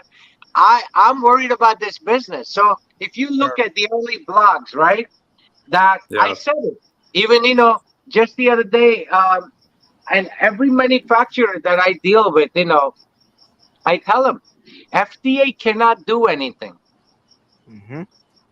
There is nothing they can do. This is all propaganda. So here's the thing, right? This was another deal that manufacturers made money off this, right? So every manufacturer raised their prices. Why? Oh, registration fees, this and that. Well, you fucking asshole. Cost of doing business, it should be your burden, not a fucking consumer's burden. Right? Amen. I have this fucking shop, and some jerk off, I break my fucking window. I'm not raising prices for consumer. It's my responsibility. That's a cost of doing business. So stop that bullshit. I don't support any groups. Name one thing the CRA has done for this industry. Name it. Come out with one good sampler. Nothing. They have 40,000 members at $39. That is $3.4 million. What are they doing? When the fucking FDA thing, see, now you just open up, I hope you guys got 3 more fucking hours. I'm going to bring This is helpful for me because it's something I was just curious about. So yeah, this is helpful. No. Yeah. So this is nobody cares, right? Nobody understands this. So when FDA first came out with this rule and everything, it was 593 pages. So the mistake that they made, right? They were actually talking about flavors, hookah, electronic cigarettes, and the word flavor, cigar. Now, if you go back, right, and we actually have set up all of this. It's in live and it's in, a lot of, it's documented. So to fight this, we actually I called a lot of manufacturers. So I said, how do you tackle this? It was very simple, right? Very simple. It's like taking a fucking tug in your corner and making him a fucking hero, right? All of a sudden, he's the biggest fucking gangster. Guess what? One-on-one, you smoke that motherfucker, he's nobody, right? This is exactly what cigar industry did with FDA. They paid attention. So in the beginning, when it happened, we actually had set up a meeting. So I said, let's educate government because the word cigar. So we had set up a meeting. We had about 7 senators were willing to meet us, right? I have a voice messages from Glenn Luke. He canceled. We were supposed to meet around 5:30. He canceled at 4:30. What is so important? If it's nothing to do with your family, everything could have stopped, right? Jose Blanco came to meet, right? Then the issue came up. We can do it. We can do that. Nobody can came, right? Tom Reiner, the owner of Davidoff, came down. Shit. Major companies that, I'm going to mention names. Major companies sold their fucking soul to FDA. Why? Because the pre-predicated date, originally, if you look at on the tobacco, was February 5th, 2007. Then some companies made a fucking deal and they went and said, no, it would affect us. They sold their fucking soul and they moved the date to February 5th, 2004. Now, here's the thing. They came out with this study and said, so I told a lot of companies, I said, look, what you should do is this. Buy a fucking Acer laptop.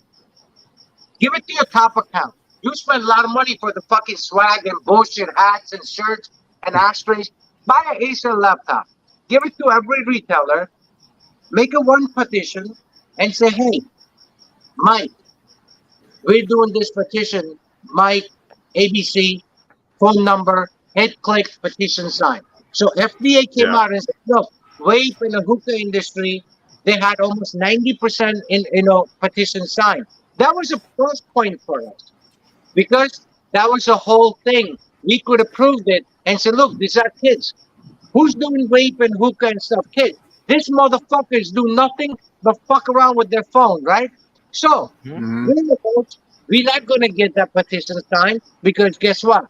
Nobody's on social media. If I didn't have a business, you'd never find me on social media.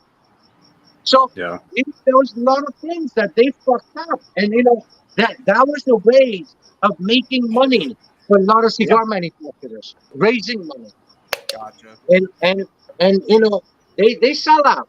They sell out. Look, when that movie comes out, Business of Liars and Con, a lot of people are going to shit their pants. I can't wait. I'm looking forward to that. We have so many manufacturers calling us, begging us, don't come out. Don't do it. Don't do it. You're going to hurt the people. I'm not hurting anyone. I'm offering you to do the fucking right thing. Yeah. Get on the right side. nobody's gonna stop smoking the cigars. If you really love the cigars, you're gonna keep smoking them regardless. You know. Yeah, So just because, yeah. Look, the shit was costing 3 years ago, right? Shit was costing $8. Today, that same cigar, it's fucking $14, $15. Why? What changed? Yeah. Commodity goes up 8, 9, 5, 10%. Exactly. Yeah, but because they guess what? needed. No, go Go ahead. ahead. I'm sorry. Oh, well, I was just kidding. They needed someone to be the boogeyman.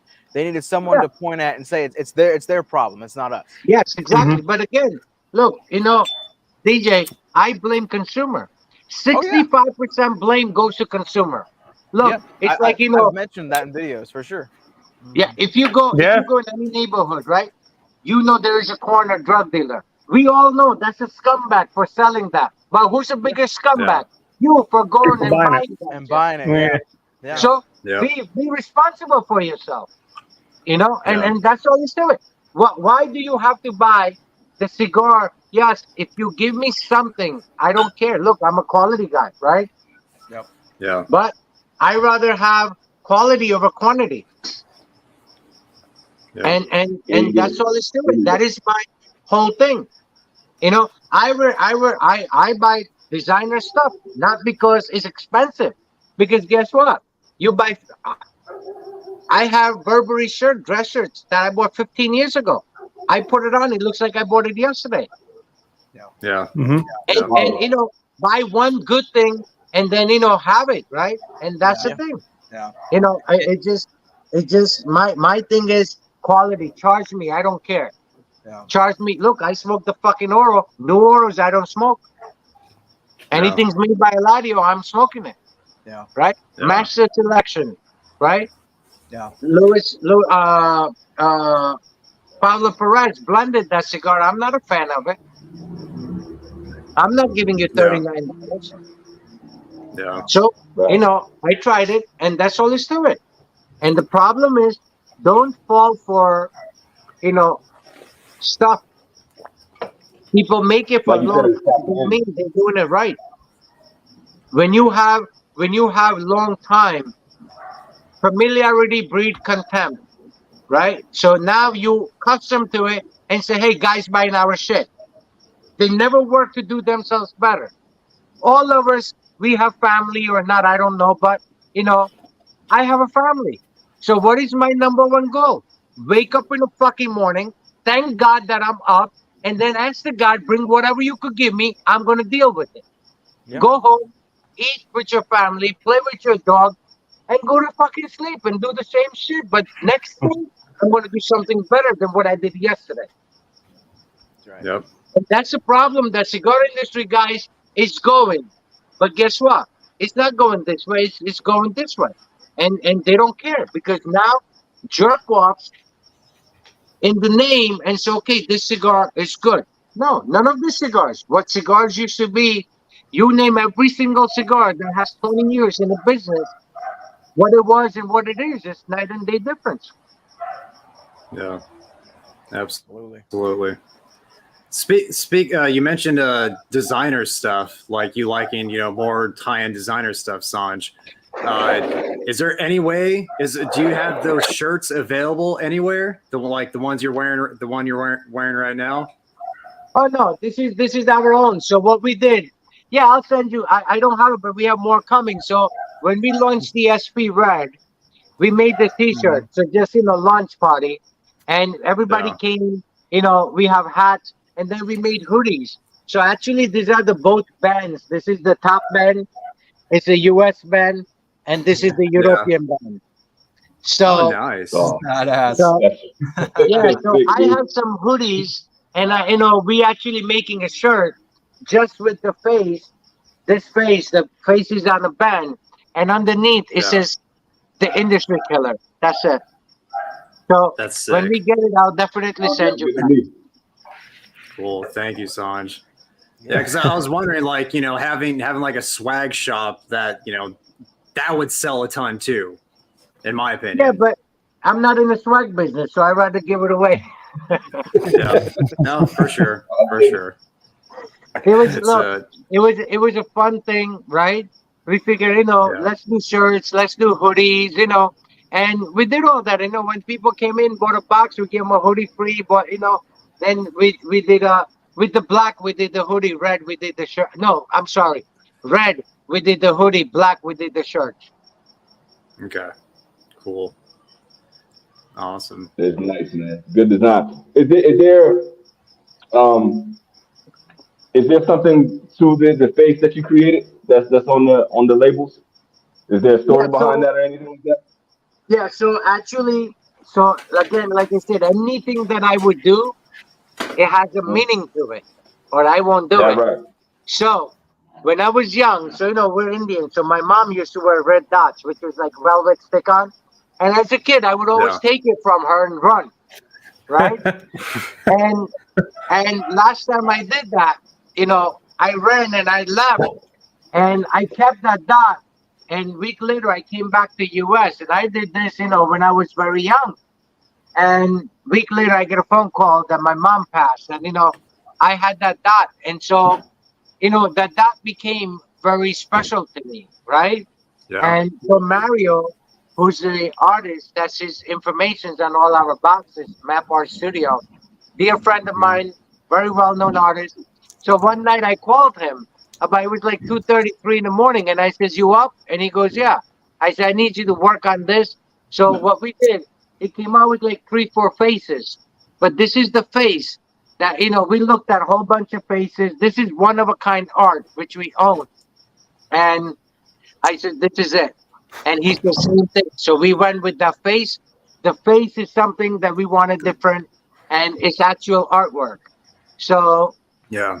you know, that's the thing. So red. So now we did the red with the red dot and the black with the black dot, and the charisma will be a gold dot. Gold. Okay. Nice. Is there anything that you can tell us about the charisma blend? Like, obviously, if it's not out, it's not out.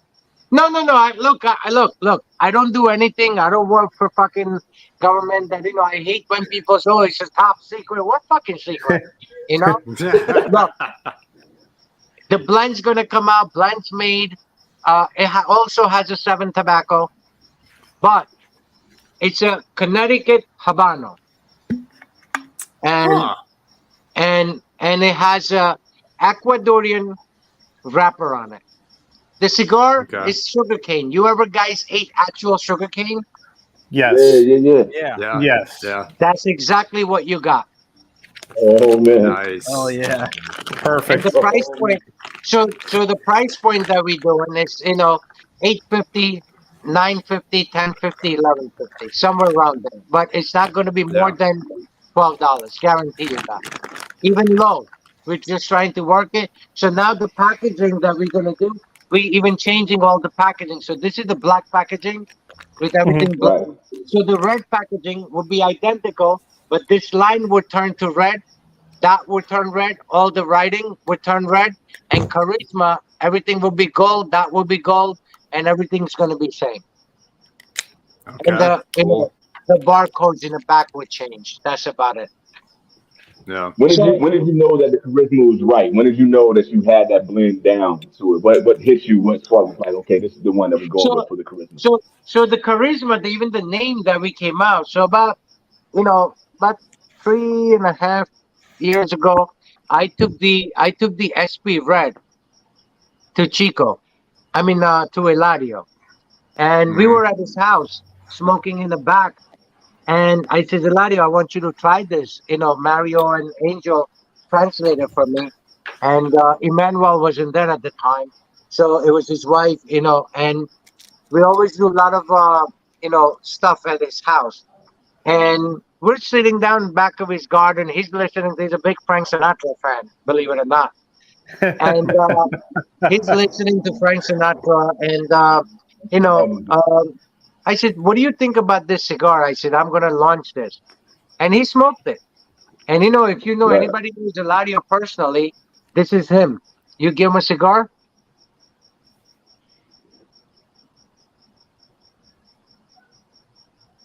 He don't say a word.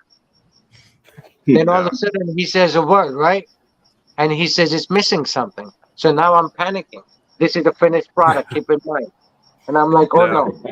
He says, what are you going to call it? I said, Love and Passion. At the time, it wasn't even ready. Rolla does all the work. That's her side of it. So I said, Rolla, we need to come up with the name. And she goes, Love and Passion. So I said, okay. So I said to 90%, at the time I said to Eladio, it's going to be called SP 1014 Love and Passion, right? So he says in Spanish to Mario, he goes, but you're missing charisma. Ah. And I'm like, what? And he goes, you're missing charisma. So I remember it was like 5:30, 5:40 in the afternoon. He said, let's go. He gets up, tells us, so me, Eladio, Mario, my driver, Mamil, and Angel. And he called, his master blenders there. And he said, meet us at the factory. So we go back. Next thing you know, I have all the videos. He's just sitting there, writes like 4 different pages, and he hands this guy 4 different times. And this guy comes out, like hour later, comes out with like 5 cigars of each different blend. And he says, this is charisma. I says, done. So that's how the charisma blend started. And we selected the samples. We did tobacco. We did a lot of change. We sent those cigars to Rolla. And I said, look, this is going to be your blend. You work on it. You have my background, Eladio's background. And she picked it out. And charisma is, even at Chile on a charisma band, you're not going to see my name anywhere. It's going to say Eladio Diaz and Rula Naim. Rula. Nice. Sweet. Right. Yeah, so That's cool. that is her blend, and RS88 is blended by her and myself, and Yeah. she's What a I'm big smoking fan right of now? ours. I'm sorry. So I said that's what I'm smoking right now. Yeah, You're getting a lot of love in the comments right now too. yeah. So it's just, look, for us, we appreciate everybody's support, and that's all there's to it. And my goal in life, even like my everyday life, right, is always to do the right thing. And whether I do business or whether I walk in the street, and just to me, if I see somebody in need, I'm gonna stop. If I see somebody needs help, elderly lady, if I'm driving, looking to cross, I'm gonna stop my truck and I cross them. And Yeah. to me, that's just my simple everyday life. I eat, everybody around me eats. I don't eat by myself, never. And to me, again, it's the way we were raised, morals, ethic, principles, and giving is my, joy. Like, more I could donate, better I sleep. It makes me feel good. So to me, Yeah. it's like a natural medicine for me. If I could help somebody and feed somebody, that makes me feel good. And I don't give anybody, like a homeless person comes, I don't look down and, I don't give him money this way. I hold his hand in my hand and I put money, but I'm looking at his eyes. I don't want anyone to feel in my life that I'm bigger than them, because I'm not bigger than anybody, and that's all there's to it. So that is like our everyday practice. But there's also the other side of me. You fuck with me, I'm gonna forgive you. You fuck with my family, don't go to sleep. I'm telling you. Yeah. Burn the whole house. And that's the kind of stuff people don't understand that. We have never, Do in good. 32 years, I have never, ever, anyone come refuse a donation. Another thing that we do that no one does it, right, is every Veterans Day, Memorial Day, we give out 2 free cigars to veterans. Nice. Yeah. No IDs asked, no required.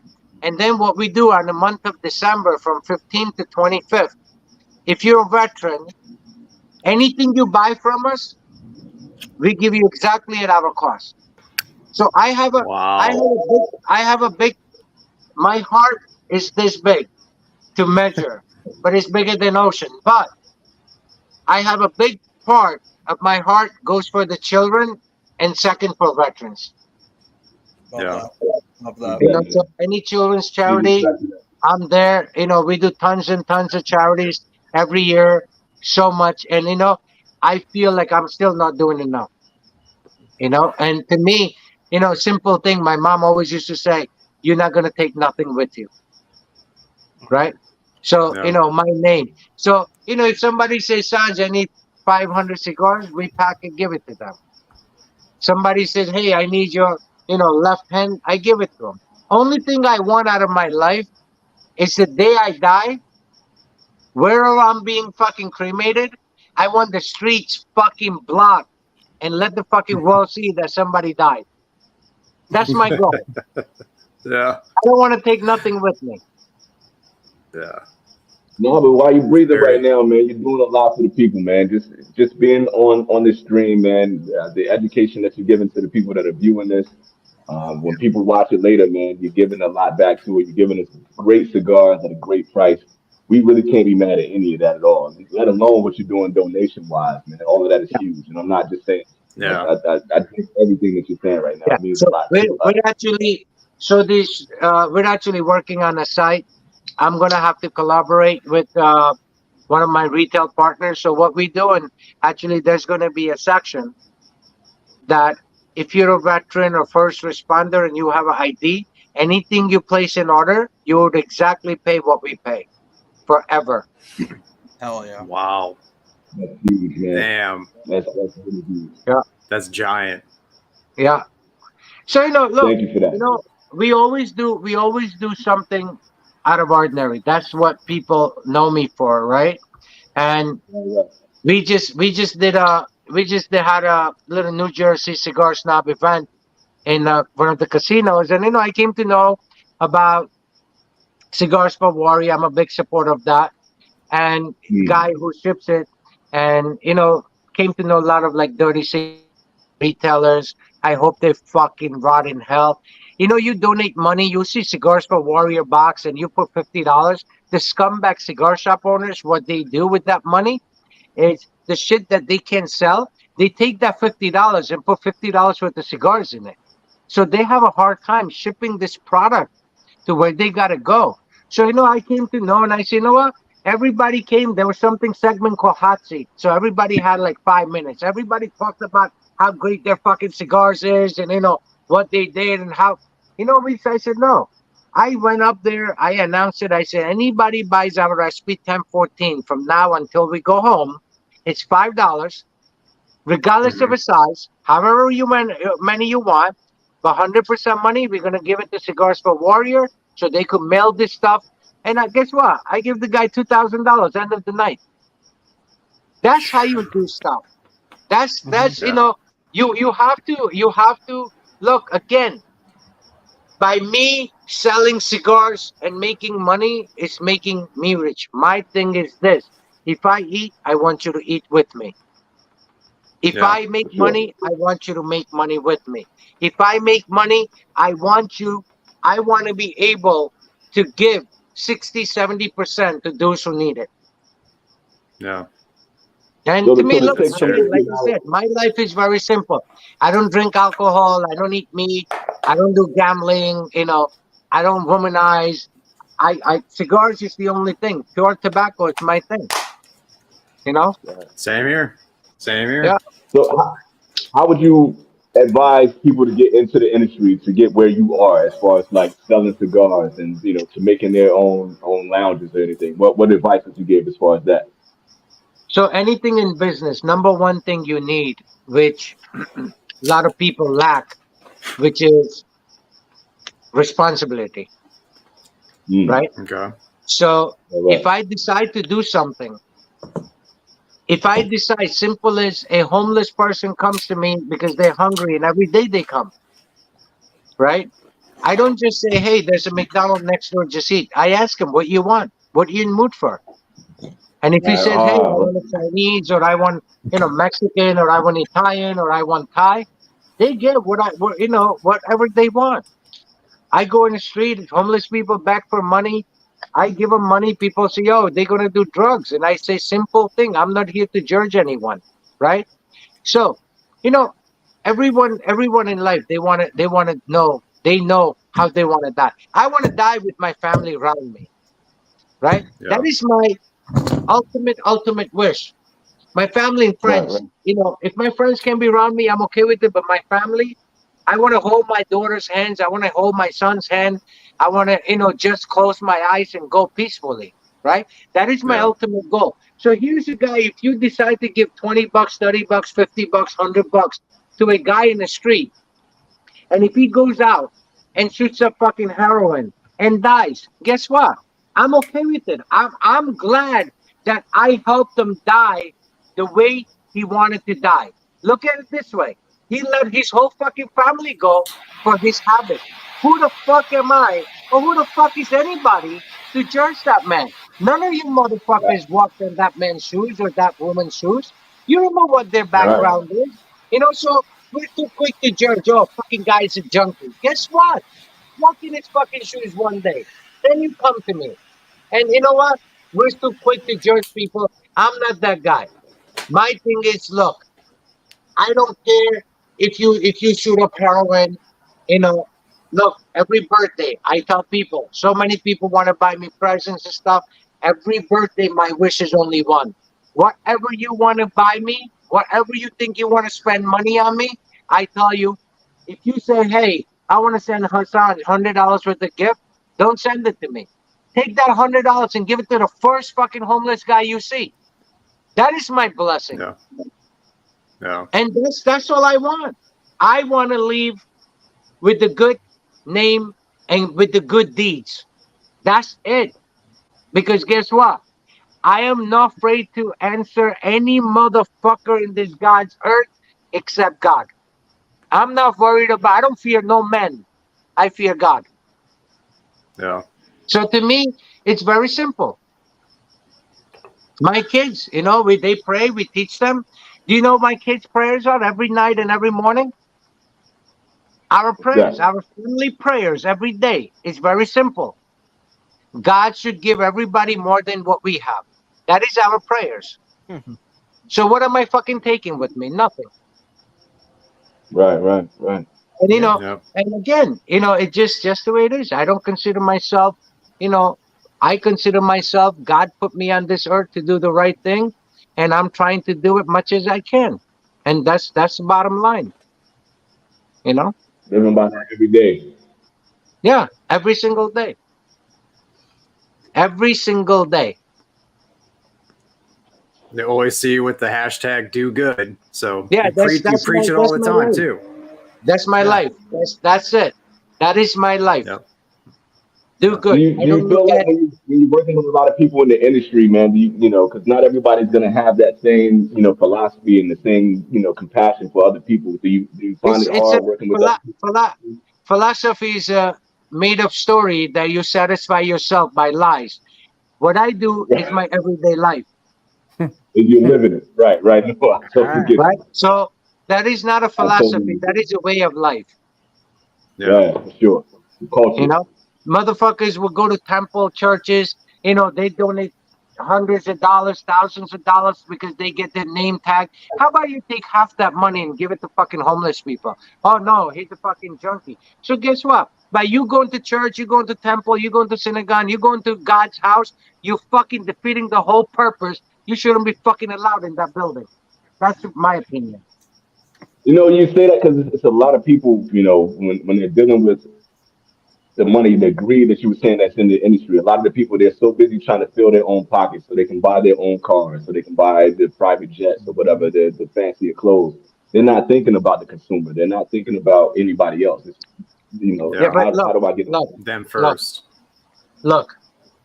My mother, God rest her soul, taught us very young age. He says, you're going to see people, right? You could have millions. If God blesses you with millions, if you don't help Mm, someone, you're worthless. Yep. what are you doing Yep. with that? Yeah, what And are you doing with all it's those very bricks? simple. Life is very simple. People make stuff complicated, right? And to me, it just I'm not looking to do anything complicated. I don't like, Yeah.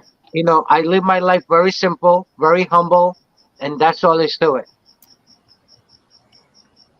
Much respect to that, man. Yeah. I respect it. For sure. And you know, Absolutely. it's just a way of life, you know.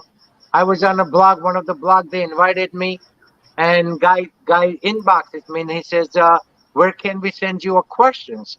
And I'm like, what kind of questions? He goes, well, anybody comes on our blog as a guest, we ask questions. And I replied back to the guy in respectful way. I said, actors need to rehearse. You ask me whatever the fuck you got and I'll answer it. There you go. Yeah. Oh yeah. Like, On the spot.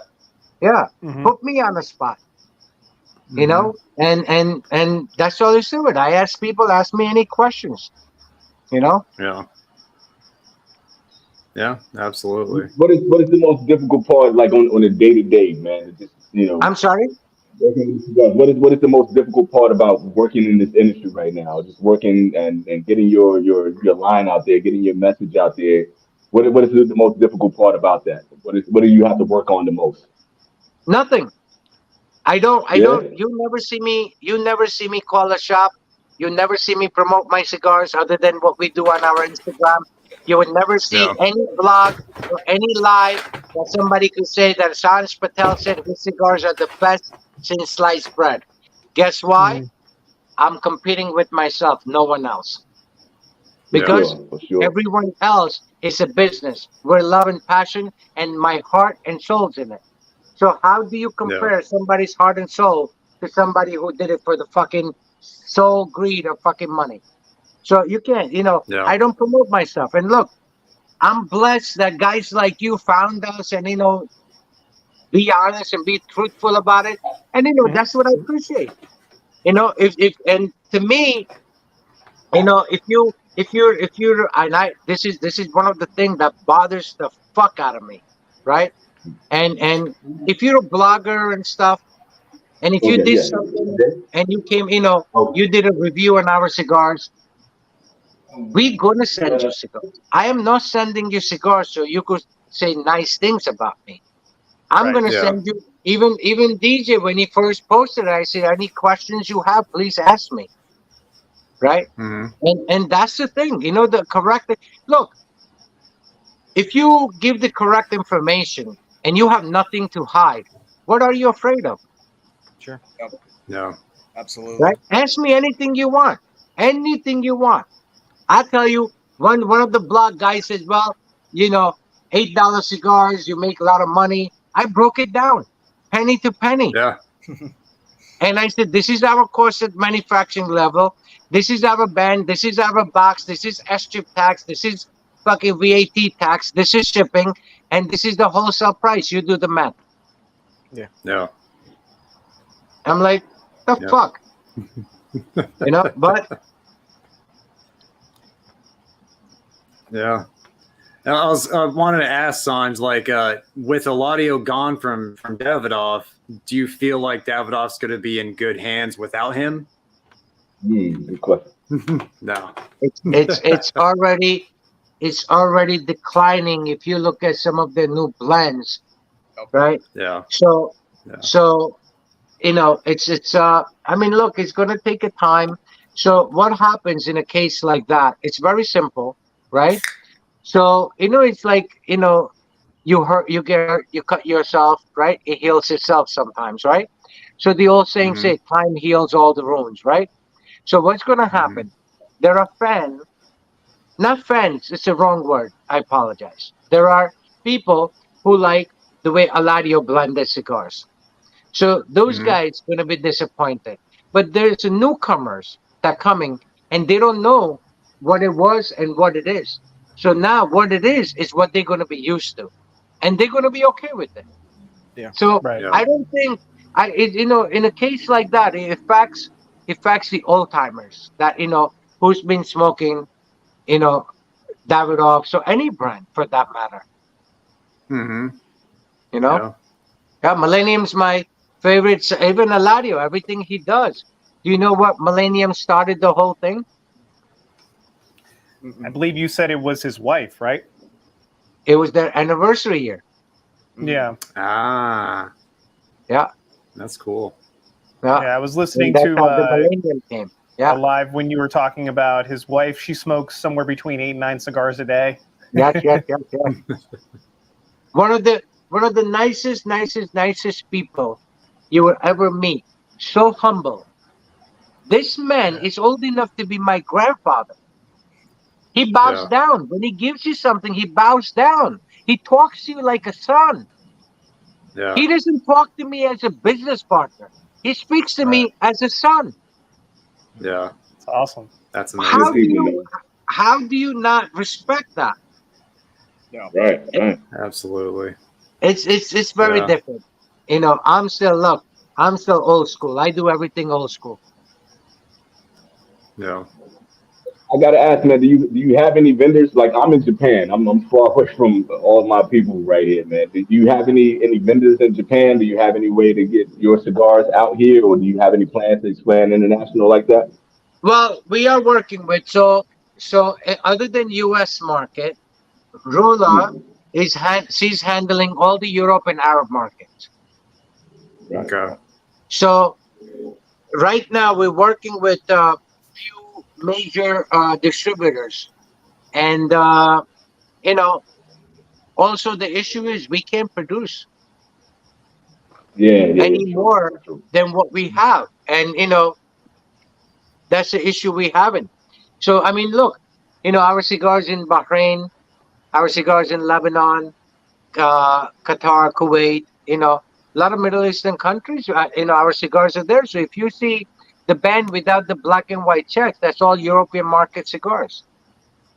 Yeah. And, you know, we have an issue with, you know, I mean, I don't know, to cut the US production, you know, out of 250,000, maybe we'll just do like you know, 100,000 per Vitola for US and 150 for European market, or cut it down to almost like 50,000 for US and 200,000 for Europe and you know, our countries. So right now it's an issue. I mean, you know, we're working on it, but again, I'm not gonna, if that does not go, even Rolla, listen, the ethics and principles that we do business, Rolla is a perfect partner for me. She's identical. Her mind thinks like me. She'll call me up and say, hey, we did this wrong. Let's do this correct.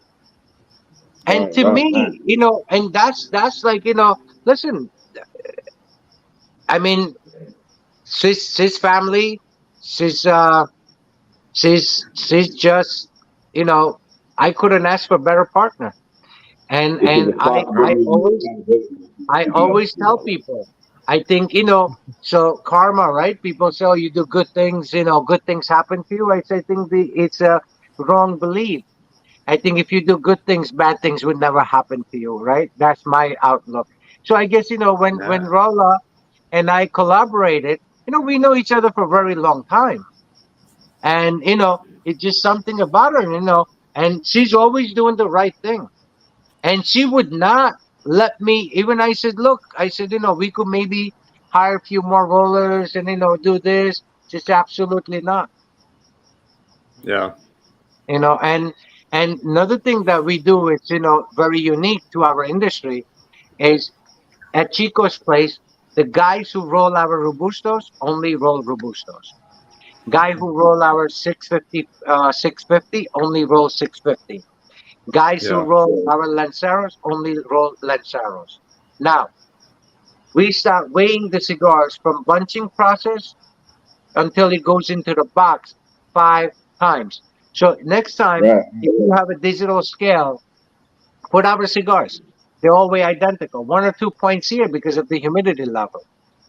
But it's not significant difference. And that is the amount of detail that I appreciate. Right? And that's all it's doing. Look, proof is in the pudding, right? If I was a scumbag piece of shit, words about money, I would have never stopped in 2008, 2009. We were selling almost 900 to 1 million cigars a year. Yeah. I actually, the Robusto, the SP1014 Black, the Robusto I weighed tonight before I brought it outside. And then I weighed a Toro from another company right after. And the SP1014 Black was a gram heavier on the scale without the cellophane. The Toro still had the cellophane.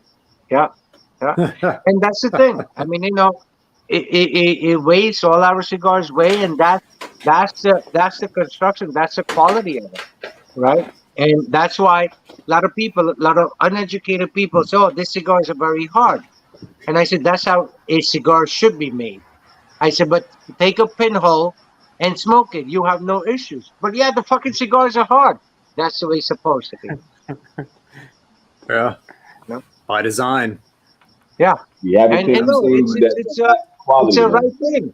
You know, if I charge you for, you know, pound of salami, I'm gonna give you pound of salami.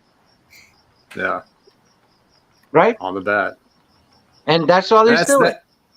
And that's what I love about you, Sanj. Your goal isn't to expand.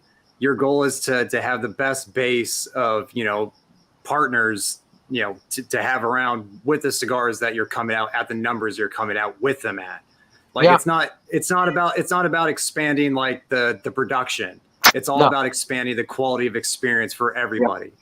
Yeah. And our goal, listen, we had a cigar actually called Section 8. Believe it or not, the cigar was called Section 8. We had it for 20 years. Right? Yeah. It was a fucking Nicaraguan puro. That fucking cigar, it used to come in crates of 100. No bands, no nothing, right? Mm. And we started at $2.75 a Robusto, $3 a Toro. If I get 1,000 crates, 2 days, 3 days sold. And recently, right after COVID, we stopped because it was a very small factory, family owned. So right after COVID, father passed. Not because of COVID, just an old age. Then year and a half later, mom passed. The kids took the fucking property and everything, sold it. They don't want to have nothing to do with cigar making.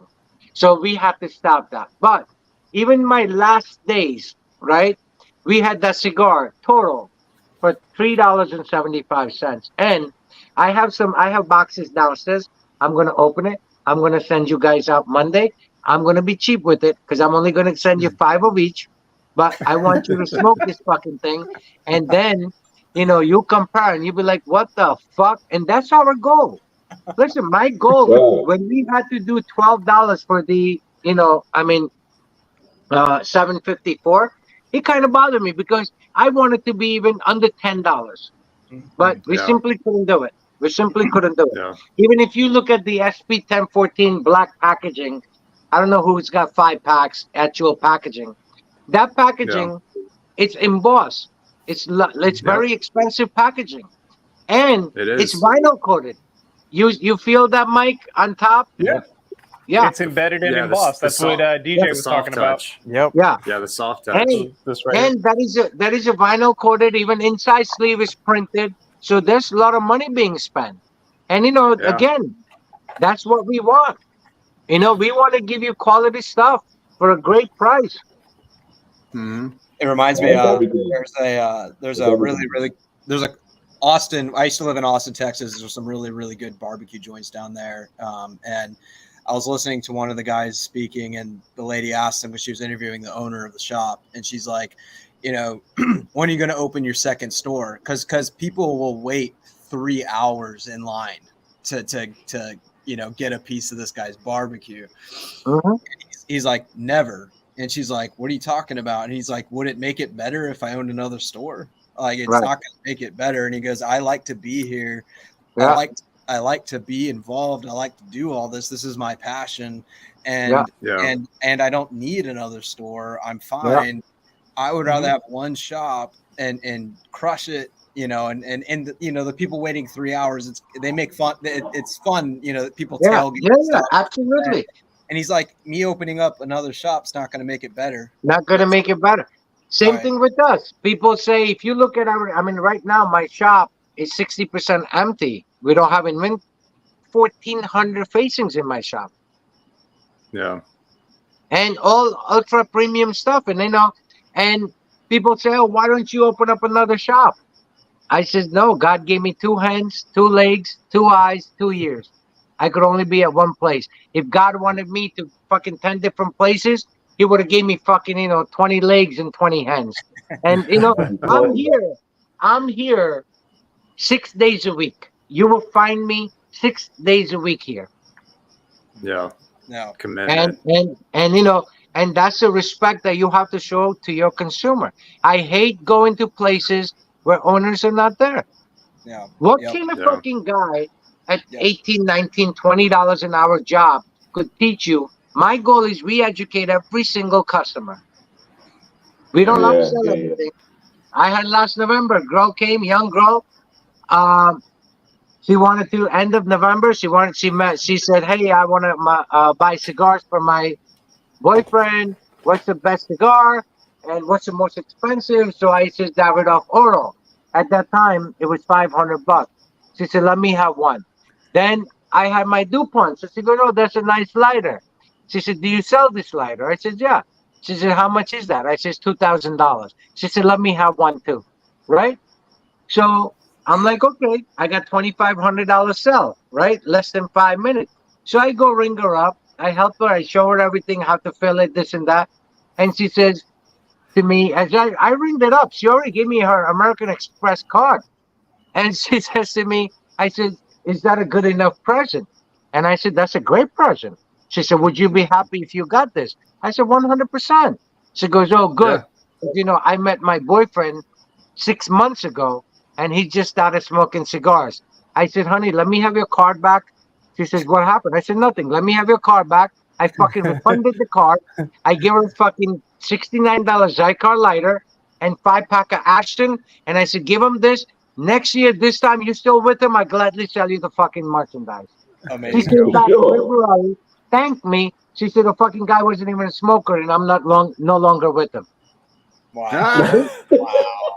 Business is, you know, look, money is gonna come and go, right? Like I said, money's the dirt in your hand. You wash it, Yeah. it's gonna go away. You go out and Yeah, play, yeah. it comes back.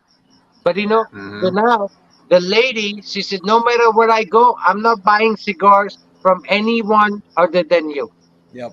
And she's That's been an back accept. 3, 4 times. Any occasion, her office at a party, "Oh, let's do cigars. I'm gonna go here." "Oh, but you're 2 hours Yeah. away." I still want to go there. And that's for lifetime, right? Yeah. You made that, yeah, Yeah. you made that money back Yeah. tenfold. You made that Yeah, money back to a absolutely. lifetime. Yeah, absolutely. But most people, you go into like big box stores and, you know, cigar stores where they're employees. They're not doing that. Right. And Nope. to me, service is everything. American business, a lot of them failing, not because of financial situation. I think 60% small business fail because of the customer service that they don't provide. Yeah, Yep. for sure, Look, dude. I can show you guys on my social media. Guy buys a cigar somewhere, $10 cigar. Now I know that nothing wrong with the cigar, but he complained. He said, "I'm here." I said, "Where are you?" And he goes, "The shop." I called the shop owner. I said, "Hey, there's a gentleman sitting there. Give him a cigar, and when they send you new product, we'll debit it." He said he does that to every cigar. I said, "Still give it to him." I said, "Matter of fact, give him 2 cigars." And guess what? That's the way we are. I mean, look, it's nothing. If you have a bad experience, instead of bad mouthing, see how the person's people operate, you know? Yeah. And nothing. I heard zip from the guy. Not like, "Thank you, we got the cigars," nothing. And so many people are Oh, too quick to badmouth you because, you know, something you said they didn't like or something you believe in that is against their beliefs. And to me, guys like that, they could go fuck themselves. Hey, Hell Sanj, I'm yeah. curious as a shop owner, your thoughts on this. So I used to work retail when I was younger, and I get, you know, you're trying to make people in retail trying to make sales, right? But when I go to a shop now, so I have 3 kids, 6 and under, you know, busy life, right? And when I go into a shop in a humidor, it's an escape for me. I like to really take my time. Yeah. I like to kind of just look at what they've Soak got, it in. you know, soak it Yeah. in. It's you know, my moment to just kind of take a breath, you know. Mhm. And you know, recently there's a shop that I love, but some of the newer employees will not leave me alone. And Yeah, yeah. I'll tell them, "Hey man, I'm wanting to just, you know," and they're like, "Hey, you need to try this. You need to try this. We just got this one. We just got this one in, blah, blah, blah, blah." And you can tell, they're trying to push certain brands.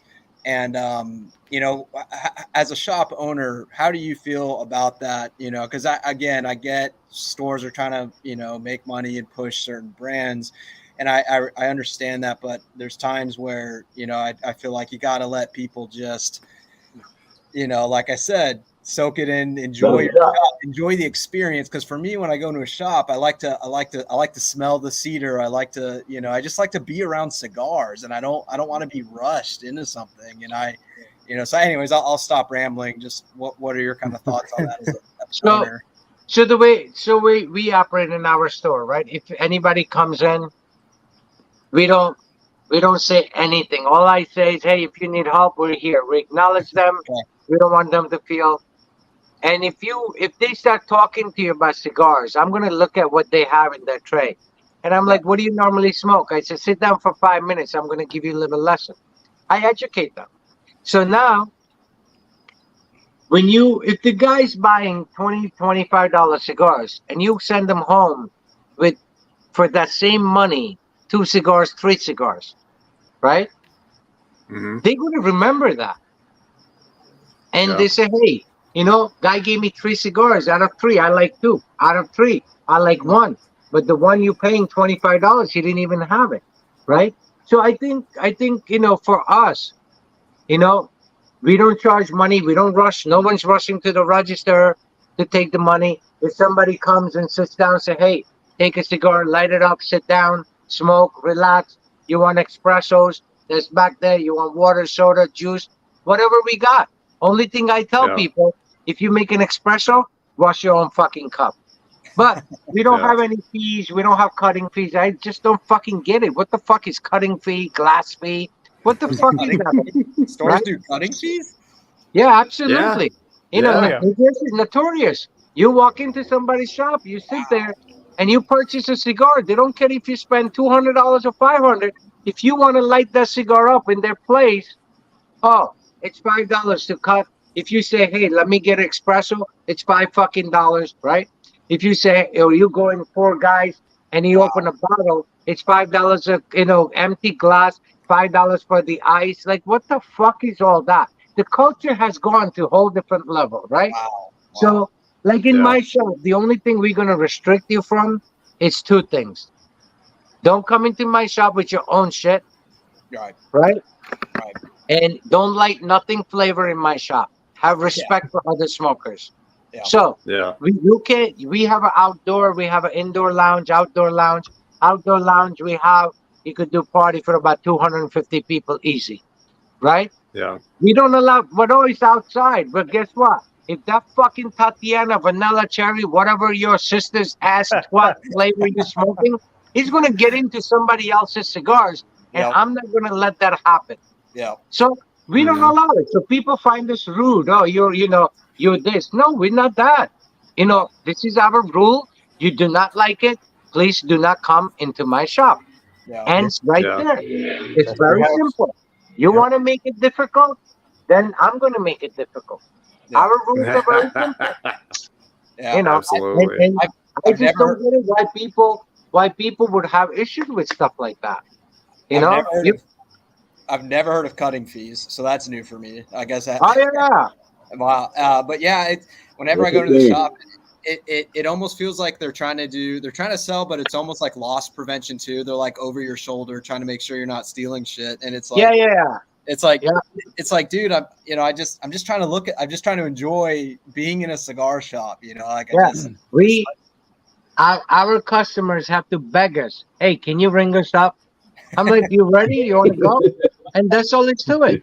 And that's look, again, I'm going to bring my mom into this. She always used to say, we don't have any locks. We don't have, even when I go to DR or when I go out of country, we don't have any employees. My members run the place. There's no employees here. So, my members run the cash register. They'll fill up inventory. Every Saturday we have members. They come in, clean the whole fucking shops. Wow. And that's beautiful. Crazy. That's awesome. Yeah. My mom always used to say, thieves watch out for thieves. I'm not a thief, so I don't think anybody else is a thief. Yeah. Yeah. Well, you also have Matty Rock for backup too.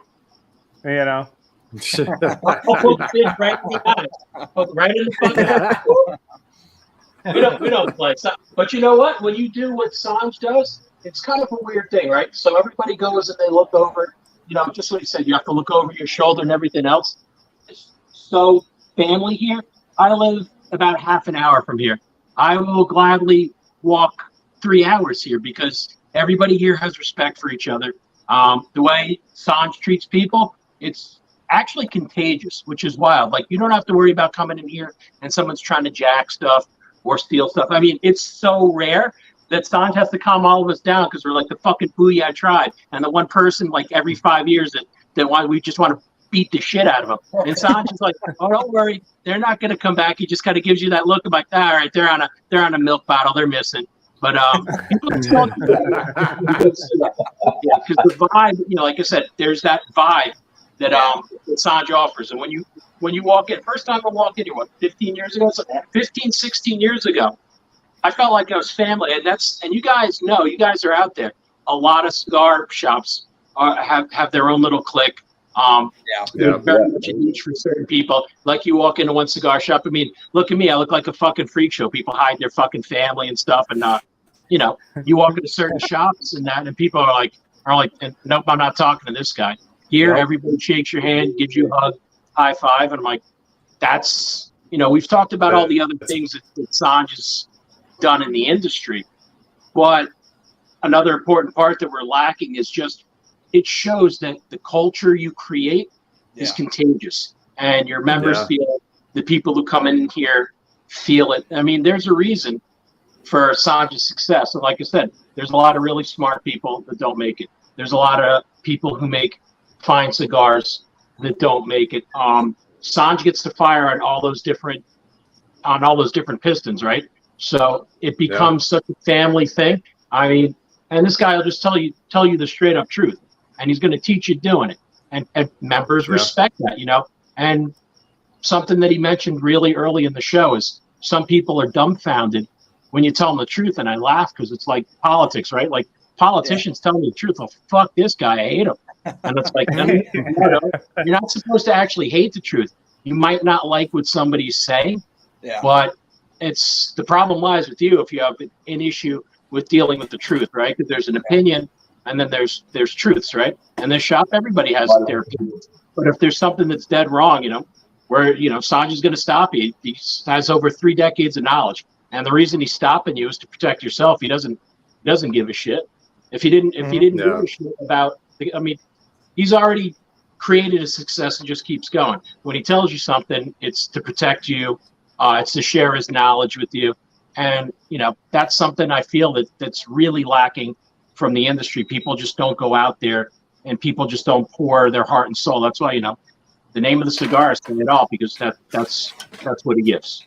I love the culture is everything.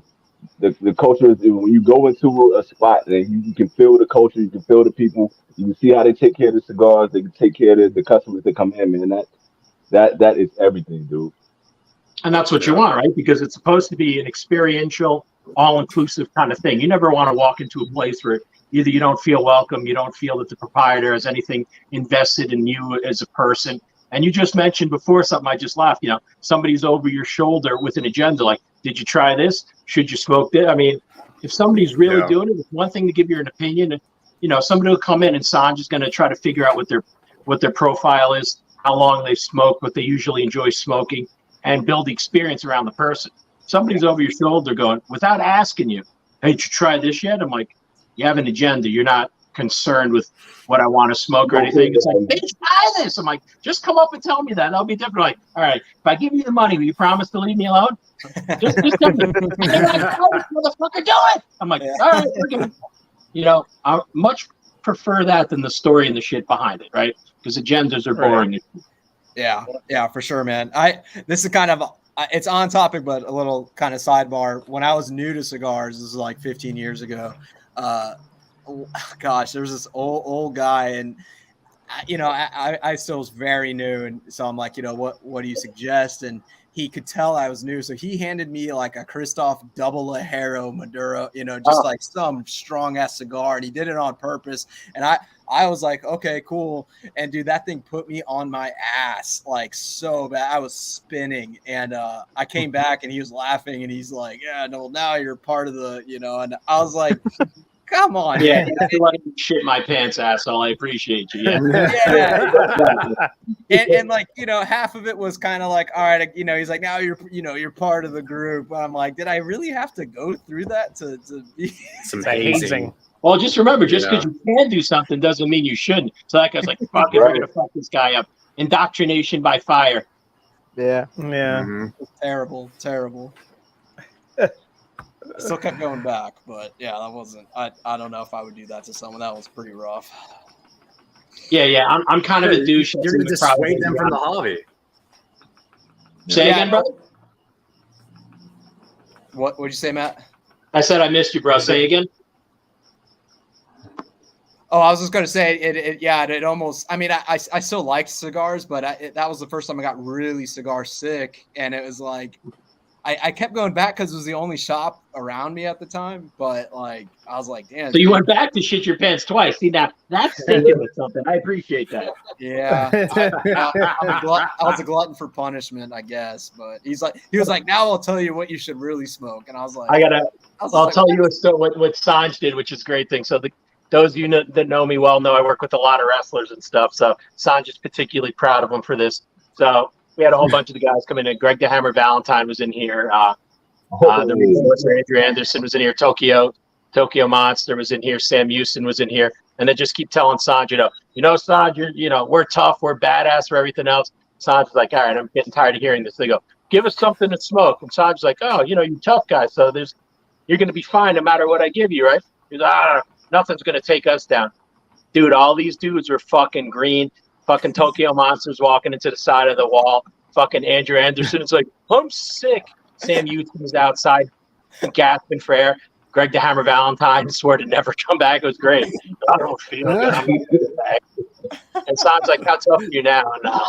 And Andrew Anderson's like, I don't you, but fuck you. It was great. Now and then, somebody know who the boss is. What do you give him? What do you give him? I forgot. What did you give him? Perdomo Maduro, I gave them. So, like I said, then we got to call them pussies because all of us here is like, well, that's not that strong. Yeah. And you're like, someone tried to kill me. I'm like, all due respect, I believe the word you're looking for is your pussies. I'm like, you're a bunch of fucking pussies. So we had fun with that. That would have been a great video to watch. All these guys literally taking a knee, turning green. Sanj is like, you need the flavored stuff. Go sit outside like the ladies. And they're like, I'm like, he ruined that testosterone thing immediately. Just shot it to shit. That was honestly a well-deserved moment. Those are the kind of people you do shit like that too. Yeah, like that I understand, but like some 18-year-old who's like, hey, what should I smoke? And it's like, here's a double Ligero, go sit on your ass. I was like, damn. Yeah. That's what I feel. So funny thing about Ligero, right? In early 90s, Ligero was a garbage. Nobody used to use that because it was too strong. Do you know? Yeah. So this is a great trivia question. Who was the first cigar ever made with Ligero? Ooh. Is it first? That's a great question. Yeah. Was it from the Florida Dominicana? They weren't even in a business back in the day. Go ahead, everybody give me one answer. I have no idea. Yeah, I got nothing. All I can think of is a Cigar, but I know that's probably way after too. Yeah, I was gonna say La Gloria Cubana, the U.S. version, but yeah, no. There's no way you're gonna say Davidoff. No, you're not gonna say something like Davidoff. No. Davidoff never worked with Ligero. Right. Yes, I was like, I thought you were gonna like pull a roll of eyes. What's this? What is it? I'm curious now. Yeah. No idea. Give up? Yeah. So this cigar manufacturer was the pioneer of what's called today flavor cigars, but he conditioned a guy named Lars Titen. Okay. Yeah. Do you know anything about Lars heard that Titen? No. Okay, well, you need to after we hang up, whenever that is, I'm here. You guys need to go and research Lars Titen. Okay. So Lars is a dear friend of mine, and actually he was just on Four Leaves in a Motion a few months ago. So Lars Titen has cigars in late 80s, 90s, and late 80s and early 90s. Cigars were called Lars Titen cigars. He had a cigar called Grass. Grass back in the day, it was all hand mashed. Small little Perfecto was $30, $35, and $45. If I get 1,000 boxes, it would sell in a days. Every single box was different, hand painted, little Aztec humidor in it. Then he had a cigar. He has so many cigars. So Jonathan Drew, Marvin, and Ricardito used to distribute Lars Titen cigars before they came in to the business. Yeah. So Lars Titen still makes the cigars. Very well-known artist, right? His artwork, his furniture sells. His big clients are in Japan. Pocketbooks, a lot of movie stars and stuff, jewelry. So his pocketbooks is more popular than Hermes, Louis, Gucci, and you can buy that. You have to order it. There's a lot of shop in LA that they take your order and you're waiting 2-3 years for it. Wow. And Lajaro, because he wanted stronger stuff, and I used to bring a lot of stuff for him. So if you watch that episode, he said, I helped him blend a lot of his stuff. And Lajaro, because they had that natural spiciness. Before, everybody used to use it as garbage. They used to take Lajaro and throw it out. Wow. And then Lars was the first cigar that made with Lajaro. Shit. I gotta check it out. Yeah, I'm gonna do research. Lars Titen, right? Yeah. So it was a whole, it's something was found by accident. And today everybody Lajaro. No, if it's not a proper Lajaro, it's giving you a lot of acidity, a lot of acid, a lot of ammonia, it burns your mouth, and the way it's practiced today, this is an interesting thing, right? Most people smoke acid. They don't know what acid stands for. It's an acronym, right? It is an acronym. I forget what it means, what it's for. Ariel Chester Industrial Design. Yeah. So the guy that you see, motorcycle seller with, black guy with the dreadlock, that's Chester. Scott Chester. He's a designer. He designs clothes. He designs all high-end stuff. Yeah. His wife, Luna. Interesting. Wow. So was that what sparked Lajaro? Was it that cigar that kind of got everybody like, oh, we can use this now, and everybody started putting it into their cigars? Yeah, because it was cheap. It was something you threw away. You bought it as garbage, and people use it as a filler. Yeah. Wow. Interesting. That's crazy. Ask me questions about history in tobacco. No, that's what I'm thinking. I'm thinking this. You see, I'm leaning in trying to get the info on this. Like, oh man. So what else we got? So we got Lajaro.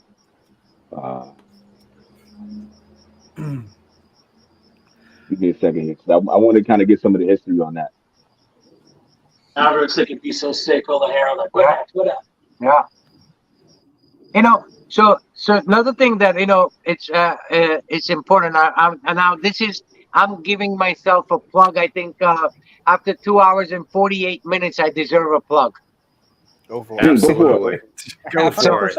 And an espresso. So yeah, I think that's an espresso. So I'm gonna say something, right?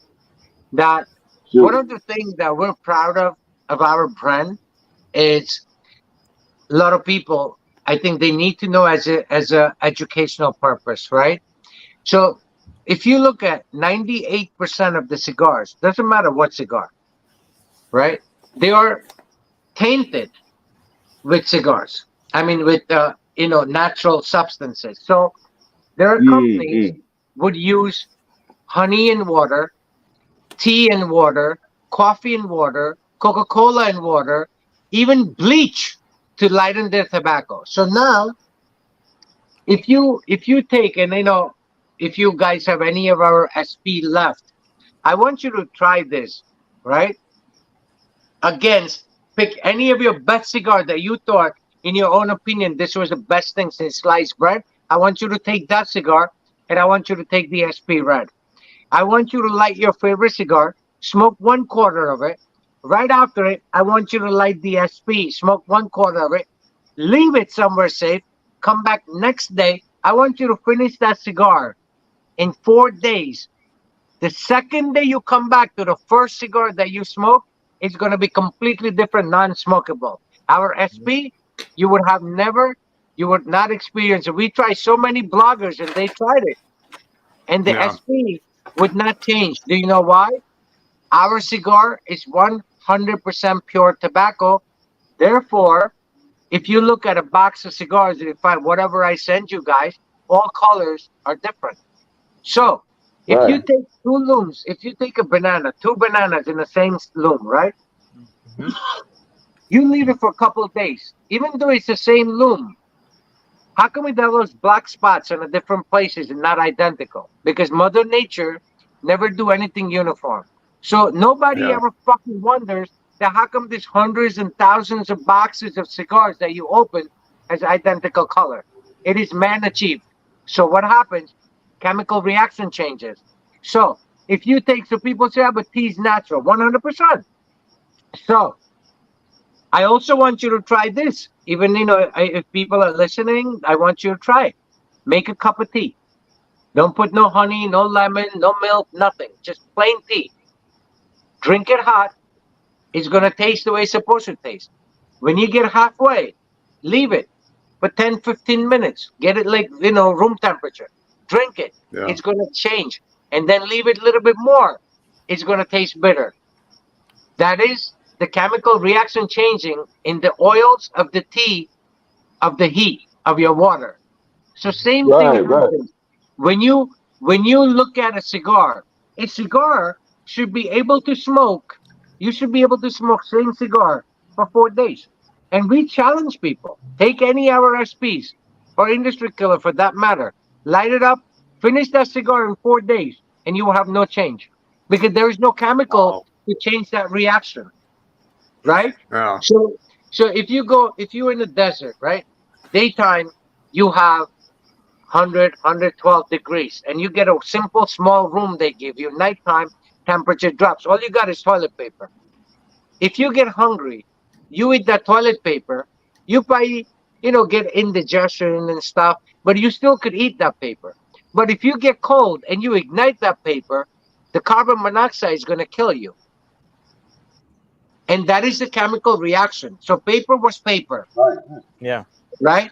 But what changed? So when you add anything, even though honey's natural, tea is natural, it changes the component of that cigar and that tobacco.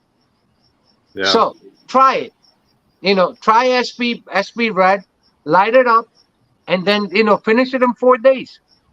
And you'll see there'll be no change. Wow. And so many bloggers have done this. And they can't believe it. And that is another thing. So our cigars not uniformly look, if you open up a box, it's all 25 cigars are different colors. Because there is a purpose for it. Yeah. And that is one of the other reasons. I'm sorry? How does that affect the aging? How does that affect the aging of your cigars? Is it like, when the natural fermentation, if you're leaving your cigars for natural fermentation. Yeah. Actually, the other cigars that they use the other part of it, right? So there is a site, there is a, if you guys have computer, you can probably Google it now. There is a cigar called Mambacho cigar. If you look at the factory people rolling, their fingers look like they dipped it in a fucking tar. All artificial. Right. Okay. Yeah. I'm learning so much. I'm digging this shit, son. It's funny you're saying all this because it just goes back to what everything that you're saying, Sanj, about the industry. But like, there are some companies I've heard that say like, all of our cigars will be uniform in color, which is like a point of like quality. Yeah. Right, but they're trying to make it a good thing. Right. But it is. Listen. If you buy Toyota, silver, gray, dash 1, 2, 3, 4 Toyota, no matter where you buy that fucking car, is identical because it's man created. Mm-hmm. Find me 2 fucking banana age identical, and I'll bow down to you. Can happen. Damn. It's impossible. It's common sense. Yeah. You know, unfortunately, common sense is not common, but people don't think that. No. Yeah. So speaking of, we have a Sanj story, and we're not going to name the. We're going to leave the manufacturer in peace. And Sanj and I had. All I'll say is it's somebody who's not allowed in Sanj's store anymore. So years ago, I smoked a particular cigar. Yeah. So years ago, I smoked a particular cigar when it was the original blend, right? Then a couple of years later, the manufacturer said, "Start busting my balls." Hey, Matty, you used to smoke this all the time. And he, for whatever reason, he always liked when there was an audience with people around. And I said, yeah, man. I said, they're still good and everything, whatever. I'm not here to blow up anyone's game. I'm like, yeah, that's great. And he's like, I don't know why you still don't smoke them. They're exactly the same. And I'm like, okay, this dude's going to keep pushing me. I'm like, yeah. And he goes, no, exactly the same. And this person had changed factories a couple times, tobaccos a couple times. And I'm just, trying, like I said, I'm like, why is this dude doing this where there's a bunch of people? And he goes, come on, what do I have to do to get you one to smoke again? I need to joggle your memory. I'm like, all right, the motherfucker want to play. So made the horrible mistake, hands me one out of his pocket. And I said, all right, I'll be straight up with you. I'll tell you why I don't do it anymore. I don't like my bands. My rappers died. What are you talking about? We don't dye our bands. That's ridiculous. They're just perfectly uniform. And I go, yeah. And he goes, I think you need to reconsider. I'm like, all right, I had enough. So I went on the band. I was like, ta-da! In front of all the people, like 8 people there. And all he does is just goes, aha! And he just walks away. I'm like, come on, man. Like, no answers. Yeah. Like, bye-bye. So this Lancero I smoke, it looks like see how much I chew it up? Yeah. Right? This is the end of it, right? Yeah. Mm-hmm.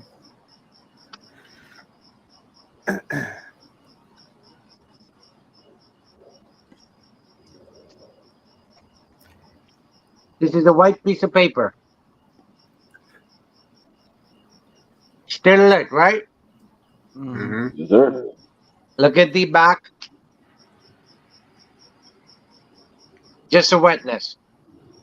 Yep. Nothing's coming off. No doubt.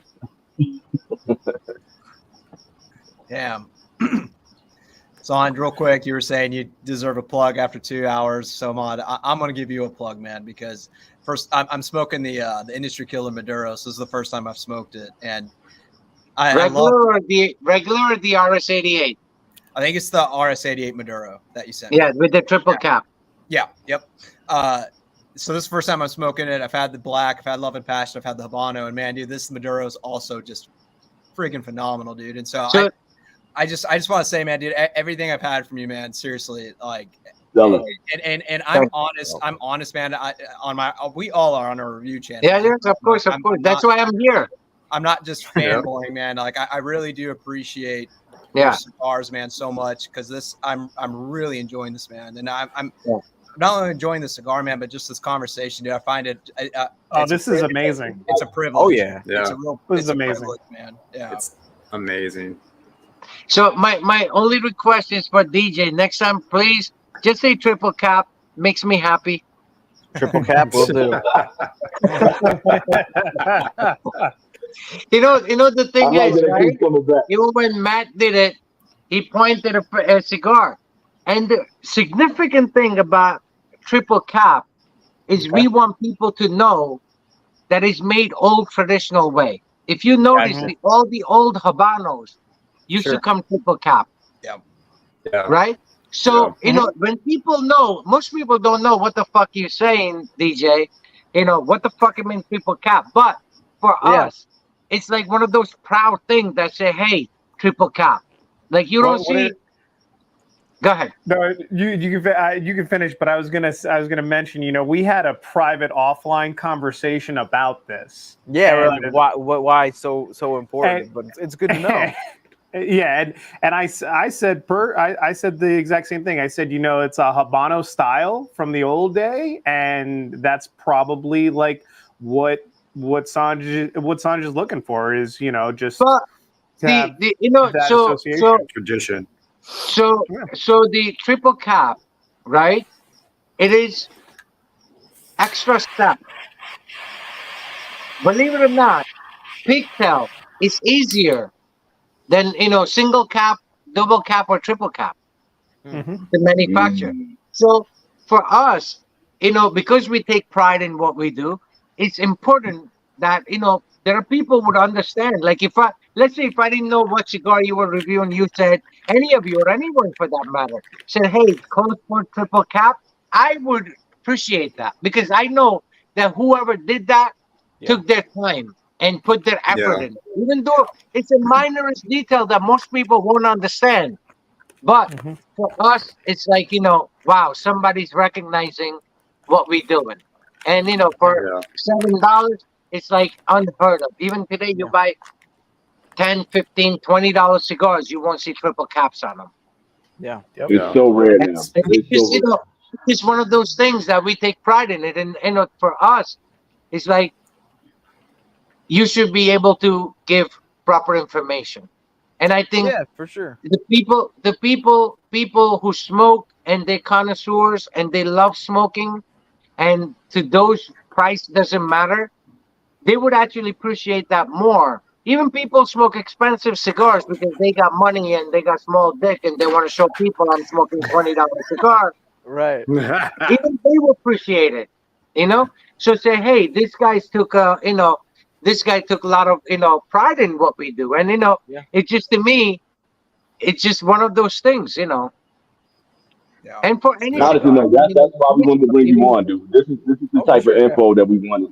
This is because you'll read like marketing write-ups and they'll act like a pigtail cap. Even when you first I send you, I say you need any questions, anything, please let me know and I'll answer it.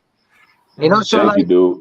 It's I think you know, it's more for personal pride that it's not being ignored. Sure. Right. You know, that even minor. For somebody else, it could be, what the fuck a difference does it make? We're gonna cut it anyway, right? But for us, for me, it's a very different pride.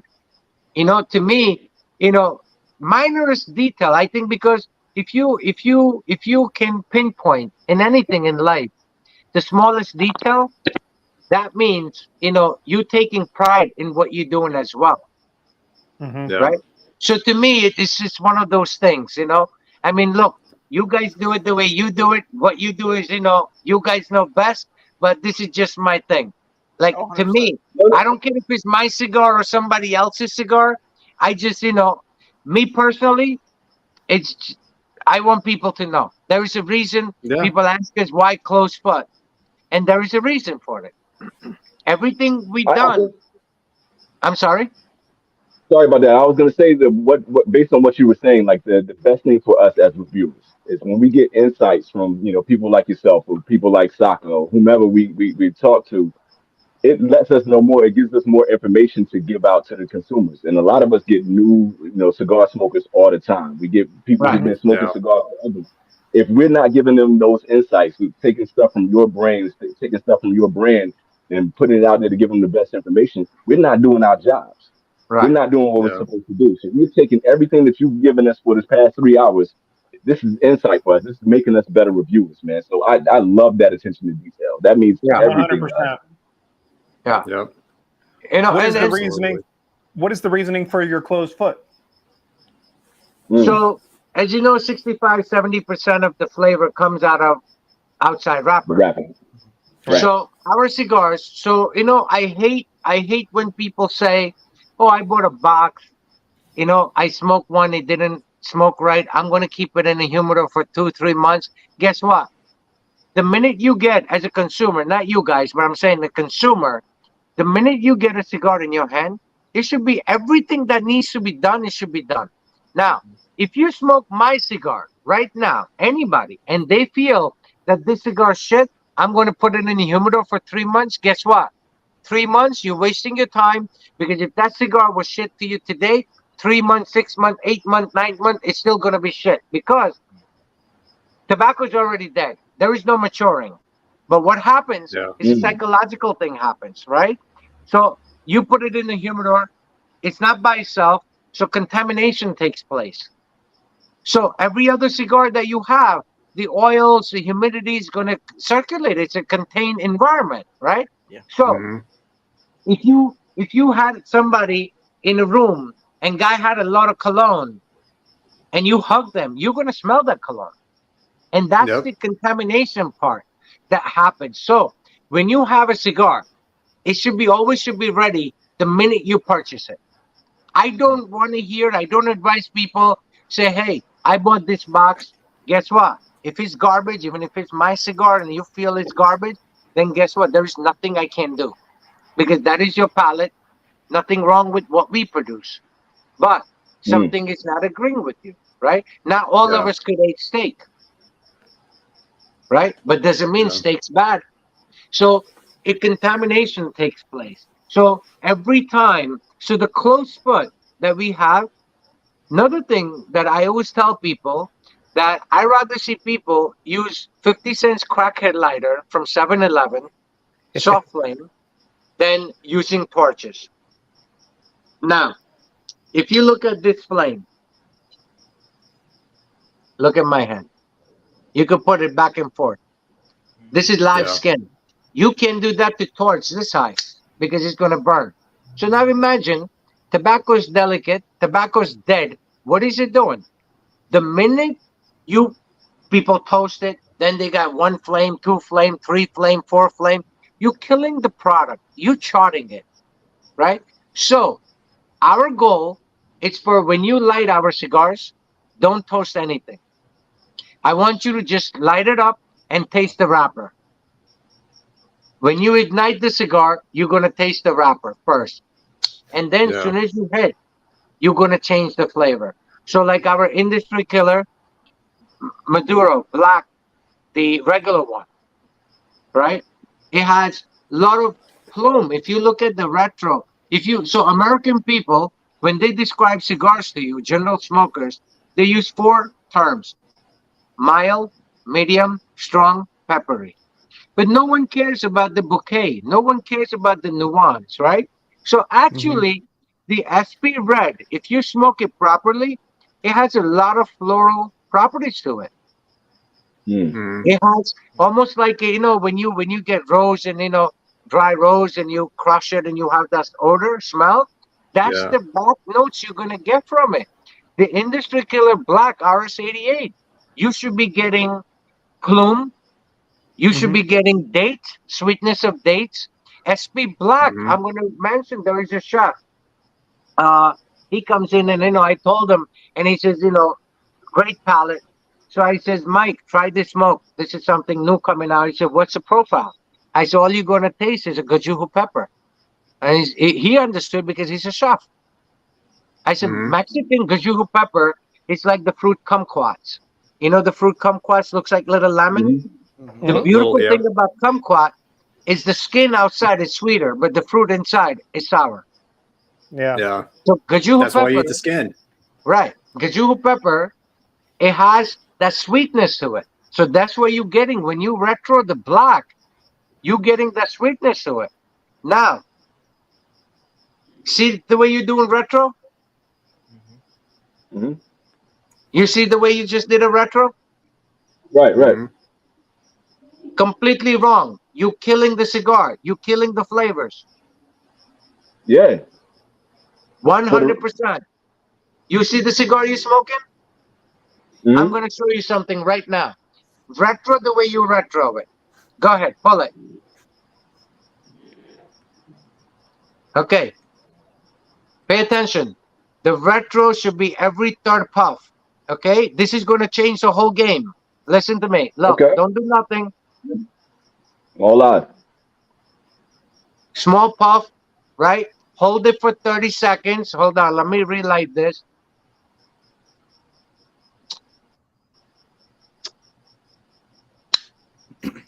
And all of you could do that if you have cigar lit. Look. Okay.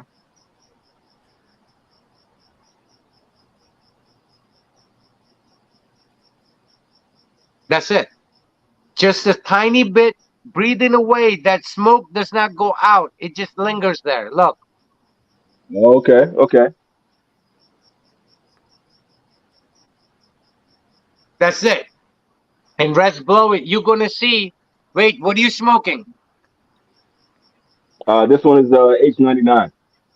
Okay. So H99, you're going to get, when you do retro like that, you're going to get a lot more white pepper. Yeah, I did. Acidity. Yeah. Do it again. Do it again. Same weight. Smaller, smaller, smaller. No, hold the smoke for about 30 seconds, long as you can, a little bit, and just let it breathe out and then puff it out. Do a second puff.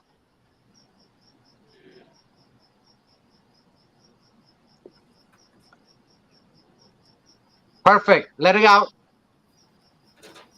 Don't say nothing. I'm going to tell you what you got. And agree with me if I'm right. You got nothing but acid. Acidity. Yeah. Okay.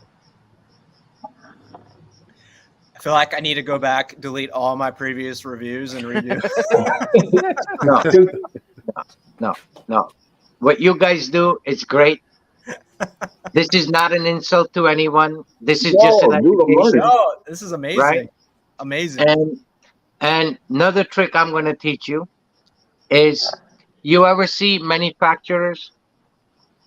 If you ever see pictures, how do they hold their cigars? Like this, right? Mm-hmm. Yeah. Right? Or this side.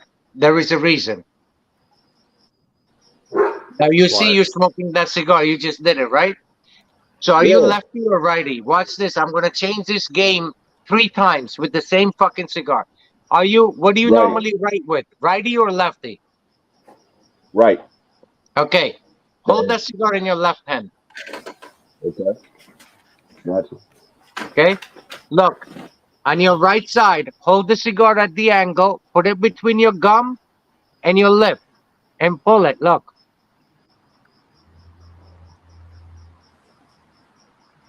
Small retro. Lot more lighter. Acid's gone. Acidity's gone. The pepper's gone.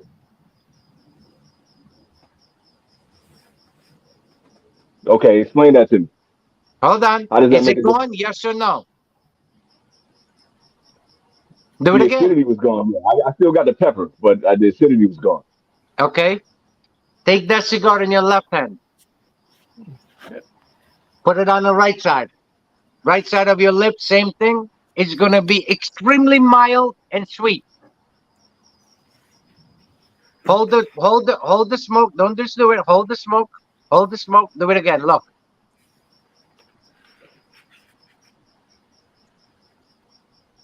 Sweet. It's going to bring out sweetness. Let me switch sides.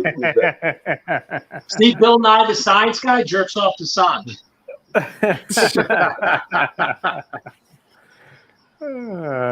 Justin, it's fucking crazy. You have to put receptive. So what happens is there is nothing happen, right? So any food you eat, some food you eat, it's natural you chew on the right side. Some food you eat, naturally you do it on the left side. Because in your mind, you think if I chew this food on right side, it tastes better. But what happens? So take this as an uvula. The thing hangs in the back of your throat. It's called uvula, right? Yeah. So when you straight pull it, your only receptacles that you have is one directional. You never use the other 2 sides. So your left side is the weakest side if you're righty. So that is more sensitive. Interesting. So because it's sensitive, you can taste more. There you go. Yep. Interesting. Oh, so you're gonna have me experimenting the whole time, Saj. Like you shouldn't have opened that can of worms. I'm gonna try to get everything in. But we're here for experience, right? Yeah. Oh yeah, that's what it's I'm all going to about. learn something from you guys. You could learn something from me. No mean to insult anyone. No. Didn't come off like We've that. learned No. we've learned No. a shit ton tonight too. Yeah. Yeah. We've learned a Amazing. shit ton. I'm gonna practice that. That's awesome. For sure. Yeah, take a cigar. I'm Any still blown cigar. away by the You could retro hell part because that was the complete difference with the retro hell. That was Right. prominent. That was the complete Right. difference. Right.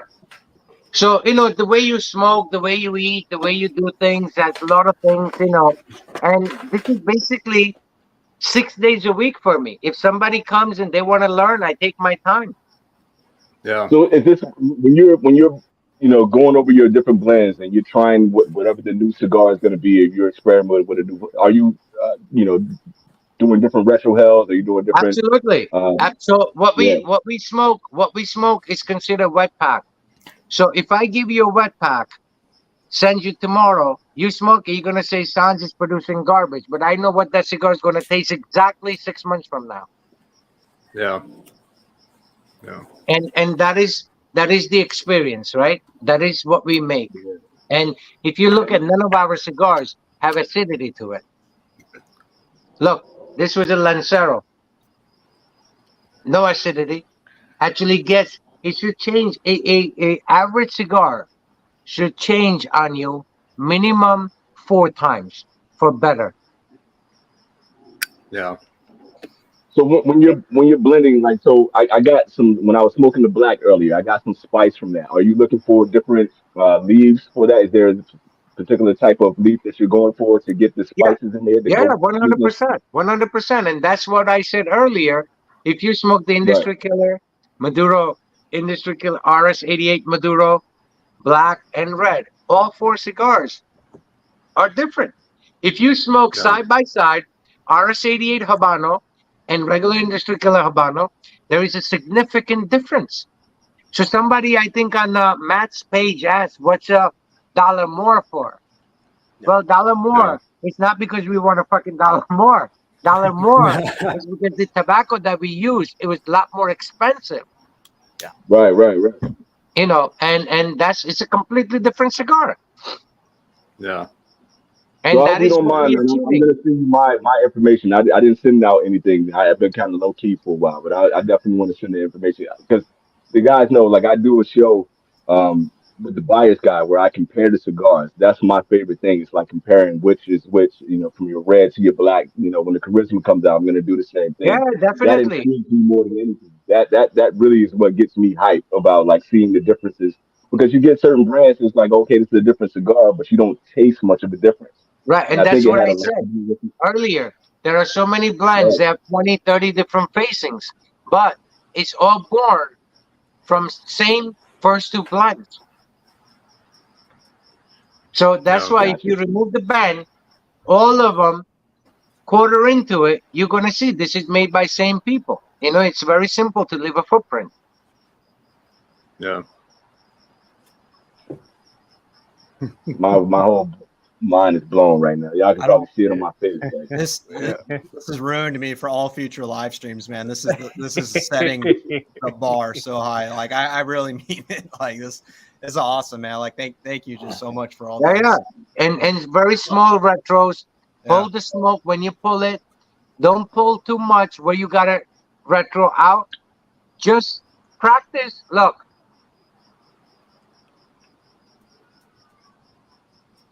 That's it. Yeah. And just pull it out. And you're going to taste every puff.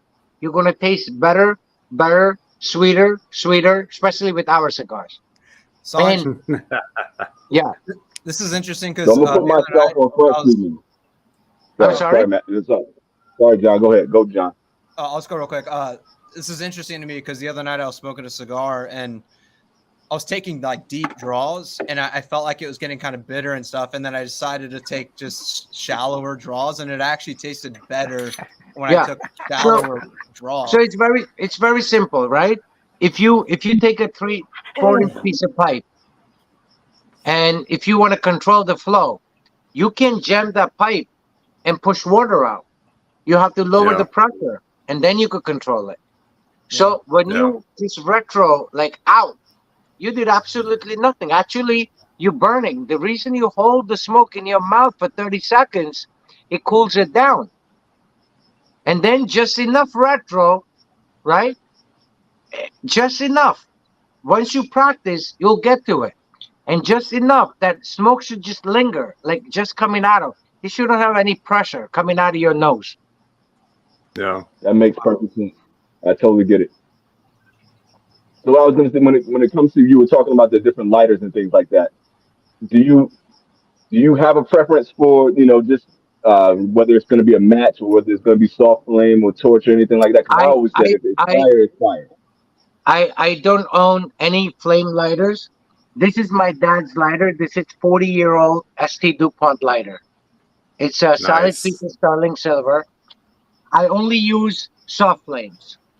So that's what I said. I'd rather see people buy that 7-Eleven 50-cent crackhead lighter than a torch lighter. Right? Yeah. So also cutting. People say we cut, this cut, that cut means absolutely nothing. Changes nothing. I don't own cutters. Yeah. I bite my cigars or I pinch my cigars. I could pinch a cigar and make it look like it was cut by a bullet. Perfect. Nice. Also, the best cutter, if you're going to use the cutter, the best cutter is the scissor cutter. Really? Yeah, you have the best feeling, tactile feel with scissors. Yeah. And a lot of times people make mistakes. They say, oh, scissor is I can't put my 54 ring gauge cigar. The proper way to use a scissor cutter, it's very simple. Every size, every shape you could cut with the standard scissor cutter. So let's do this. Get it. And FYI, I just got yelled at for using a V-Cutter before, so yeah. I was saying. Like, behind the scenes. Sorry.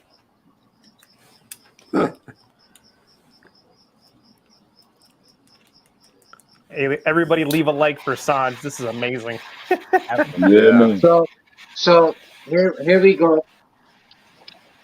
So this is scissor, right? No matter what size you have cigar, whether it's 44, 60, 70, 80 ring gauge, all you need to do is open it where the two prongs touches itself. See it? Put the cigar in. Torpedo. Perfect cut. That's all you need. Okay? Yeah. Look. 2 points touching. Lancero. Oh. There you go. Under the cap. See it? Yep. You could take 60 ring gauge. Do we have any fucking 60 ring gauge? Not. Yeah. This is. Man said he was patient. He can show us everything. I love it. Yeah, I got an 80 ring gauge. Boom. This is 60 ring gauge. Watch what happens. See? Oh, here you go. See? You apply pressure on this point right here. Push it in. Cut it. Perfect cut. Right? Same way. So, yep. When you have a cigar, it's shaped like this, right? The top. When you cut it, it should be like this, not like that. Yeah. So this is the remaining. So the top cap, you never want to go below that top cap, right? Ashtrays. Every ashtray is designed. So if you hear people say, "Oh, I was smoking a cigar and it canoed," right? So 80% of the cigars canoe because 2 reasons. Number one, the shop owner, they don't have reverse osmosis water system. So what they do, they use the household humidification system and they put tap water in it. So that water is extremely heavy. So what that happens when it's like a child's room, right? When your child gets sick, doctor said put a humidification in it, right? So that is the particle of that. It's very thick. So humidity rises. As it cools, it drops. So pretend this is all your cigars. So it's going to stop here. So it doesn't allow anywhere. So that's where the cello was developed. So cello, the reason cello came into the picture is the old school project. You remember doing the project? You put a glass of water on the floor and flower pot on the top, and you put a rope in it, and the water climbed up to it. So cello actually allows the humidity to go around it. So without turning your cigars, okay? So now, either it's too much moisture, or they did not use proper humidification system. So if you walk into any cigar shop, look around, right? And if you see that white, dusty haze to it, don't buy nothing from them, especially high-end stuff, because you already contaminated the cigars. So the humidification system that you should have, you have to have a natural water with the reverse osmosis water system. So all our systems are connected downstairs. It's a $16,000 unit that takes water, converts it into reverse osmosis water. So if you sit here in my shop, you could hear a bunch of beeps going on. I'm accustomed to it. It's like fucking church bell, right? Nobody cares anymore. So, you could hear it. But I panic when that beep I don't hear. That means my system's not working. Now, all our system here, all our humidification, all our humidor, it has cedar backing. It's a 2x6 wall. It's spray foam insulated. It's vapor barrier with 4 mil paper, and has a 1-inch actual Spanish cedar lining that there is no glue used. There is even the nails we use. It's non-coated, nothing, stainless steel nails. So we into that much detail. Wow. Even our glass for the humidors is a non-transparent glass. So what does that mean? If you sit in your car and you touch your window from inside, you're going to see the same temperature. You're going to feel it inside, correct? On this, if you put your hand outside, it's a different temperature than inside. So it does not affect outside humidity or outside temperature to inside, right? Also, all the handles that we have, it's a surgical grade handle, so no germs going to be passed on. So canoe happens, it's because 2 reasons. First of all, you did not ignite the cigar properly. Second, it had too much humidity. But in the event that happens, ashtrays. If you look at cigar ashtrays, right? Either it's domed out this way or it's domed in this way. There is a reason. When you take a cigar, right? You hold it at 45 degrees, right? Oh, which one is it? Right here. No, right here. Let me see. Here you go. You hold the cigar at 45 degrees at inside dome, and you apply pressure, and you turn it. And then it's going to give you a pencil point. So now what happens in that cigar is neutralizing the heat, and it's going this way, and the canoe will correct itself. So those ashtrays are designed for a reason, because, no one uses that ashtray. Don't ever tap the cigar, because the outside wrapper is very delicate. You have a heat, you have a moisture, combustion takes place. So now you give an opportunity. When you tap it, it's going to crack. So when people call you up and say, hey, Sanj, I got this cigar. It was dry. They started, cracking on me. That is actually the complete opposite. It's like putting a drop of water in a hot oil. Combustion takes place. You have over-humidified, then using torches. Cigars are naturally wrapped. So when you apply heat, it's going to expand, and it's going to blow on you. Take a dry cigar. We don't own humidor. None of my cigars, my personal stuff, I have over. Maddie will tell you what's downstairs. Museum, right? Beyond. That's it. I don't own humidors. I do not own a humidor. I do not own a cutter, and that's all is to it. So if you smoke dry cigar, proper temperature, steady temperature, you're gonna taste better. Take 2 cigars. Take one from both cigars from your humidor. Leave one in the humidor. Leave the other one outside. Leave it for 2-3 days. Smoke both on the 3rd, 4th day. same side by side, same cigar, you're going to see significant difference. The drier one's going to taste better. Because what happens with the humidity, again, 95% of the shops do not have proper humidity. Most people, if you ask them difference between moisture and humidity, they can't tell you. So what is the difference? If it's outside 80 degrees and you have an awning, and if it's raining, what you feel underneath that awning, that is humidity. Once you walk outside the awning and you get that raindrops, that is a moisture. So it is a big difference. And people, you know, the household humidification, if you see Humidor glass, they have a streak on it, that is condensation. If you take water, and if you have reverse osmosis water system, and if you have proper unit, it takes 1 molecule of water, breaks into 1 million pieces. So when that unit is on, you would not see fog, you would not see humidity. You could leave your hand there for an hour, you would not see any condensation. And that is the proper way of humidity. The shop owners are not spending that kind of money because to them, they rather buy more boxes than invest something. So, you know, it's like simple thing, right? If you have 100,000 cash, would you put it in a, you know, shoebox, or you go buy 2-3 hour long safe, right? You buy a right person will buy a safe. This is 1,400 facings I have. That is an investment. And we put the beam system. So every 3 normal boxes, it's one, you know, every 1 normal box is 3 boxes for us. Yeah. So everything's, you know, if people don't pay attention to details, and you know, that's where the problem comes in. When you were saying you were storing at home, like how do you store at home? I'm sorry?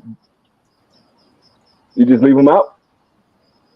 Yeah, just listen. I'm not saying put it in the sunlight. Just leave it cool, dry spot. I have humidor downstairs, never seen humidity. And I have collectible stuff. I mean, I have stuff older than me. Yeah, right.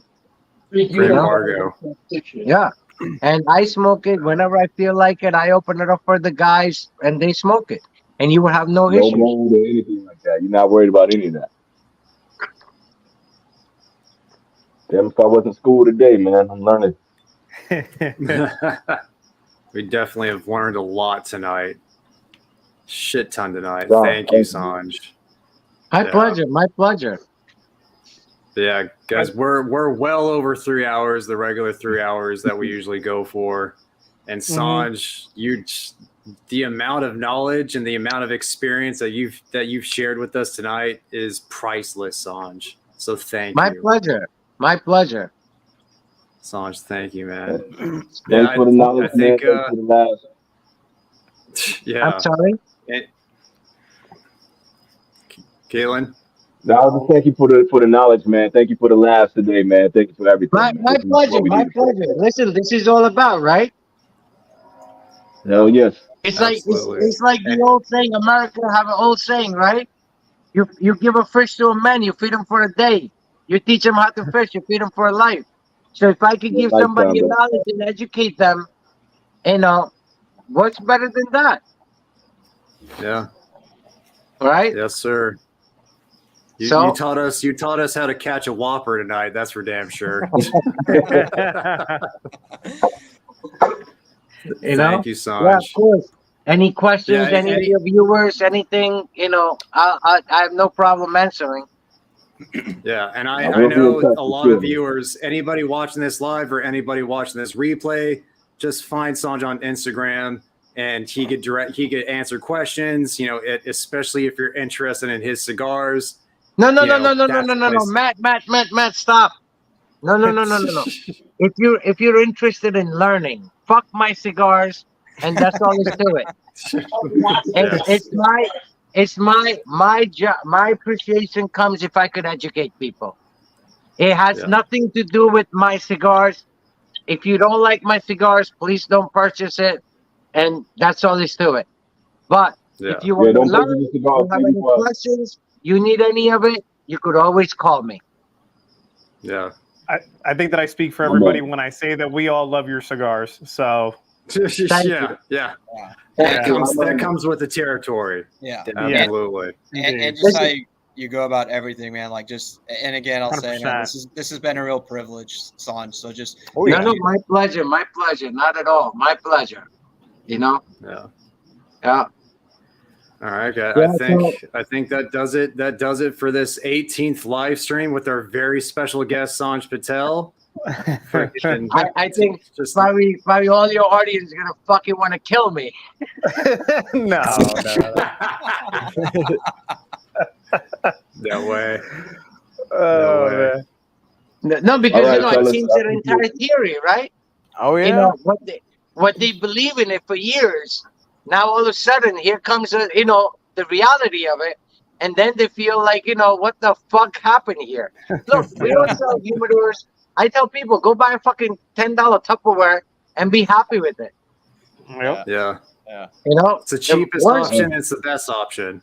Yeah, worst lie of this business by retailers is aging. Nothing happens. If you don't like the cigars that you purchased today, because the proper way of manufacturers to do it, if I release something, it's got to be ready. I don't want to tell my consumer, it's like fucking you buying a car and Hyundai guy tells you, Volvo guy tells you, oh, you got to let it sit in your driver for 2 fucking weeks before you drive it. What the fuck is that? Thank you. Yeah, so I wish that manufacturers do the right thing, and the newcomers that come in, they just in it for money, and it's just a shame, and it bothers me. Yeah. And a lot of times new guys come out, oh, why don't you carry our product? I just tell me what's in the cigar. Oh, industry secret. What fucking secret? Yeah. Like to me, and we don't support. I don't support. If I feel if the manufacturer is like a more gimmicky, than anything, then I'm not supporting that. And that's, I wish retailers would do stuff like that, but price point and stuff, we tell people, all the time. I just told the company after 25 years of business, I said, we're done. Your prices are getting higher and higher. Your merchandise, your product is getting worse and worse. Justify that. If you charge me something more, you raise the price, of course, by all means. But you can't do that. And, last year, since COVID, every company went up. Just last year, they went up almost like 4 fucking times a year. What changed? Simple greed, because people were paying. Retailers did the same thing. We retailers in New Jersey, what they did, because you couldn't open the shop, you had a curbside, right? So imagine you guys go into your daily fucking shop, and when COVID happens, guy tells you guys, say, hey, Matt, call in the order. Guy drops it off. You pay by the credit card.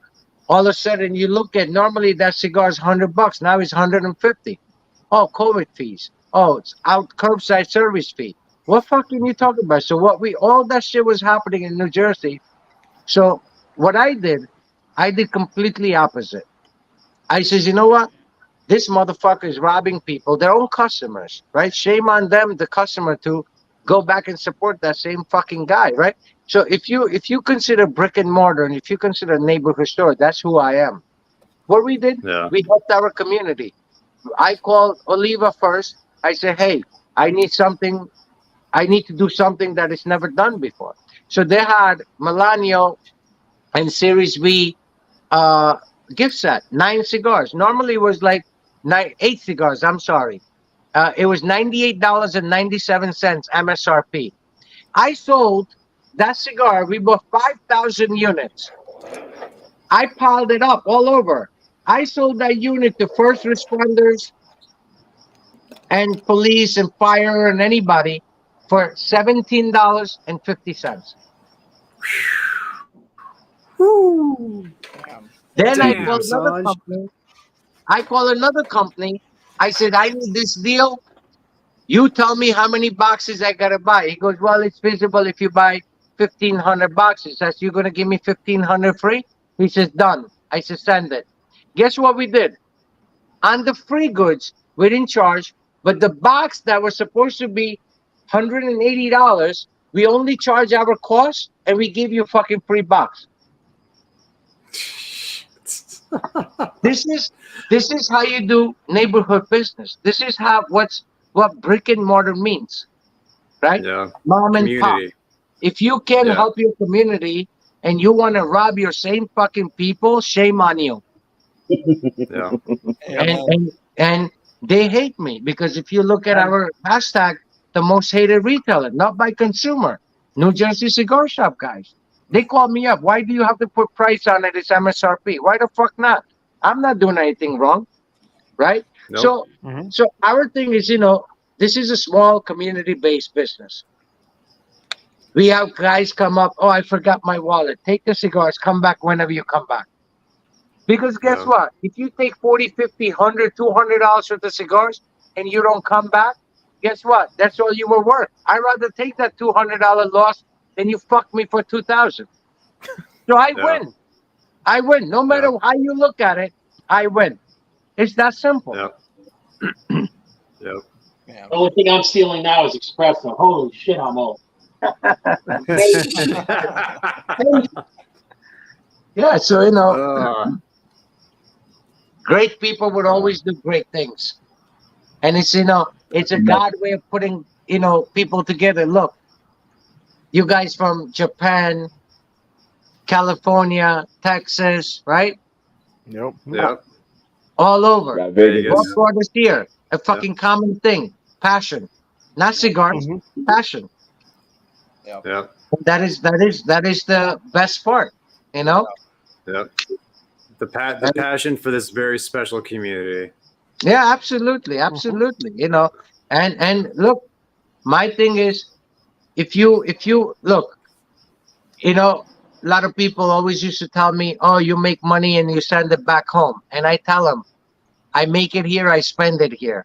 If you know my background, where I come from, what I make here wouldn't mean anything to me. You know what I mean? Yeah. So it's just stupid things people say, but it's okay, it's just where it comes from. That's all that matters, Yep.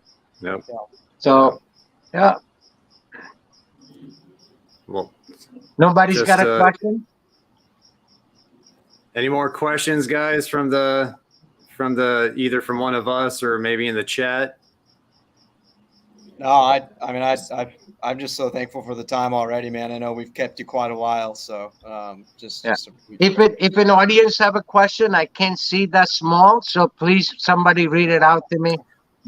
I did see Michael Phelan. He asked, and I know you've explained that they're just two different blends, but he's wanting to know the difference between the RS-88 and the standard industry killers.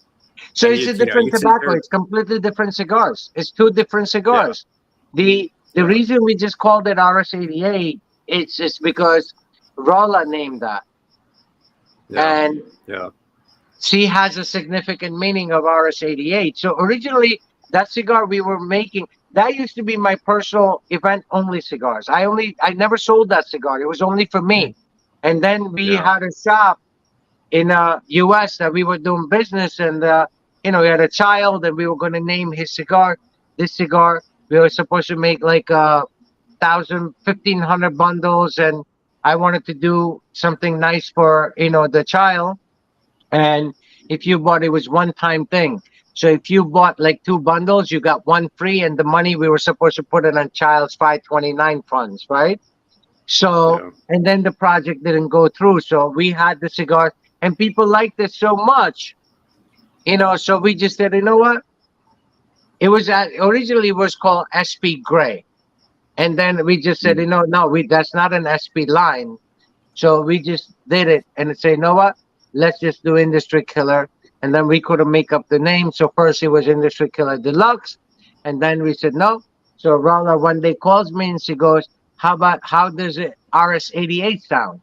And I said, you like it? I love it. It's that simple, and it just stick with us. I mean, to me, it's like anything else. In a name means nothing. It's what your character, what your action, what you're providing, it means a lot. So to me, I could have made up any fucking name. You know, what would have made change? Nothing. I could have gave any name. You know, and that's all there's to it. But so we just did that, and again, like I said, every name, everything, even if you look at our boxes, look how much detail we go in, and because I'm crazy like that. Even if you look at barcodes, it's my friends that I have lost. They pass at a young age. It's their birthdays, the years they were born. The SP red packaging that we're doing, it's all my 3 kids' birthday. You know, the barcode, the 5-pack is all my 3 kids' birthday. The other package we have is actually Roller's birthday. So, you know, like to us, everything means something. You know, we're just not throwing fucking numbers for sake of throwing numbers. Every detail. Every detail. So, you know, that's, I guess, when you take pride in what you do, you know, you'll get to that level. No doubt. And you're certainly taking pride in what you do, and it shows. Yes, it definitely should. That's a cool Easter egg with the barcodes and everything. That's really cool, Sanj. Yeah. Everything that we put our hands on it has a meaning to it.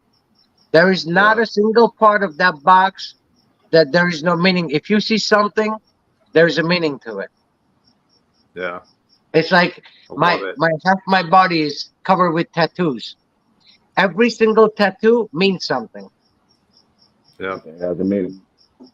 Absolutely. I just don't get tattoos sake of getting tattoos. To look cool, yeah. There needs to be meaning. Yeah. These are my Anthra's footprint. I have left and right. Yeah. So that's actually directly from her birth certificate. Wow. That's really cool. Yeah. And it was sad day, but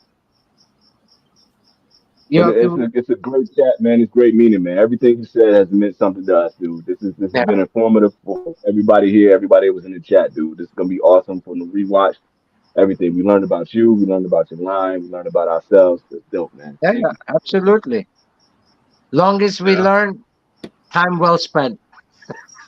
Yes. Definitely. And this is officially the longest live stream we've done too, at 3 hours and 42 minutes too. So every blog, a lot of people invite me. Just earlier, Robert Cordwell was on 4 Leaves in Emotion, and the girl Arlene, Nikki, Ty, and KC. They're like, why don't you come? Why don't you come live? Every blog that you look at, it's 45-minute segment. It's 3.5, 4 hours, and I don't mind it because you know what? If I could send information, if I could educate somebody, if you have 20 people listening, if I could, teach 2 people, my time was well spent. And that's all there's to it. You've educated a lot of people tonight, Sanj. So thank you. I hope they don't take it in the wrong way and say this fucking asshole. I think if they do, then that's them, man. Because I think for me, that's their problem. I'm just so excited to have learned all this. Like the only request I have is don't look at any of my previous reviews of your cigars because I need to redo them. No. Look. Yesterday's gone, right? Yeah. Hindsight. Anybody does anything in life, looking at hindsight is cheap. So, you learn. You admitted you learned, and you do the right thing. For just not for me, anything. Anything you do in life, always try to do right thing, right? And sometimes that path is very hard. You're gonna get hurt, but guess what? It's okay. Hurt make you stronger, right? And that's all there's to it. So pain makes you stronger, and to me. If I'm not making up lies and tarnishing somebody's reputation for my benefit, I'm okay with it. If somebody not everyone's gonna like me, and I'm okay with that, 100%. But those who appreciate and take this knowledge and implement it in their life, in their cigar purchasing, and doing, new things. And guess what? That's what it's all about. Again, look, I don't go on the blogs. If I see, guys talking about ass, tits, and pussies, I'm not into. Listen, I'm a married man. I have 3 kids. I have a dog. I'm not about that life. Yeah. You know, Yep. and even in our lounge, like, we have so many female members, husband, wives come by themselves. Nobody crosses lines, nothing. And we run it. Everything we do it very old-fashioned way. Love it. Yep. Love it, man. We have one. I tried to dance here for money, and Sans won't allow it.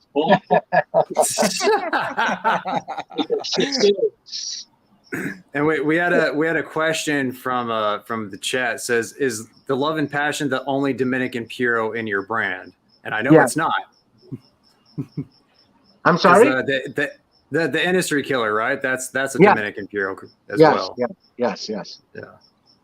So The only one is not puro is the black, because it has a 6 Dominican tobacco and San Andres Mexican wrapper. I'm sorry, binder. Yep.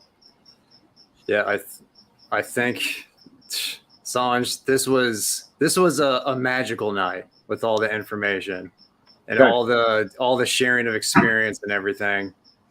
And yeah, I love this. Anytime you want to come on, Sanj, you're welcome.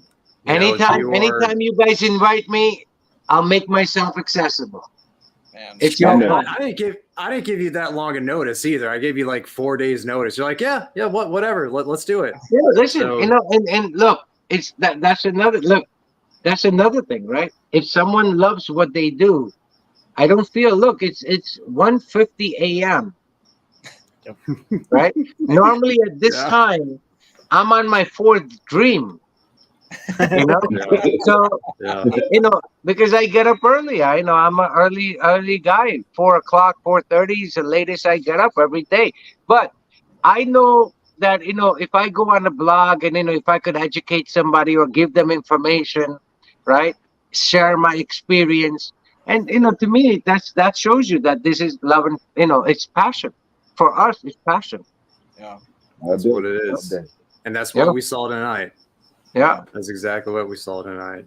Yeah. Well, everybody, thank you for tuning in. Sanj, gigantic thanks to you, sir. My Friggin' pleasure. Amazing night. My Amazing pleasure. night. My pleasure. Yeah.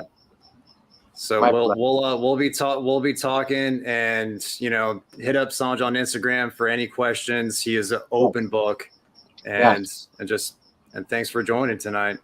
Yeah. My pleasure. All right, so- My pleasure. Thank you for having me. Thank you. Thank you for coming, Good Sanj. night, guys. Greatly appreciated.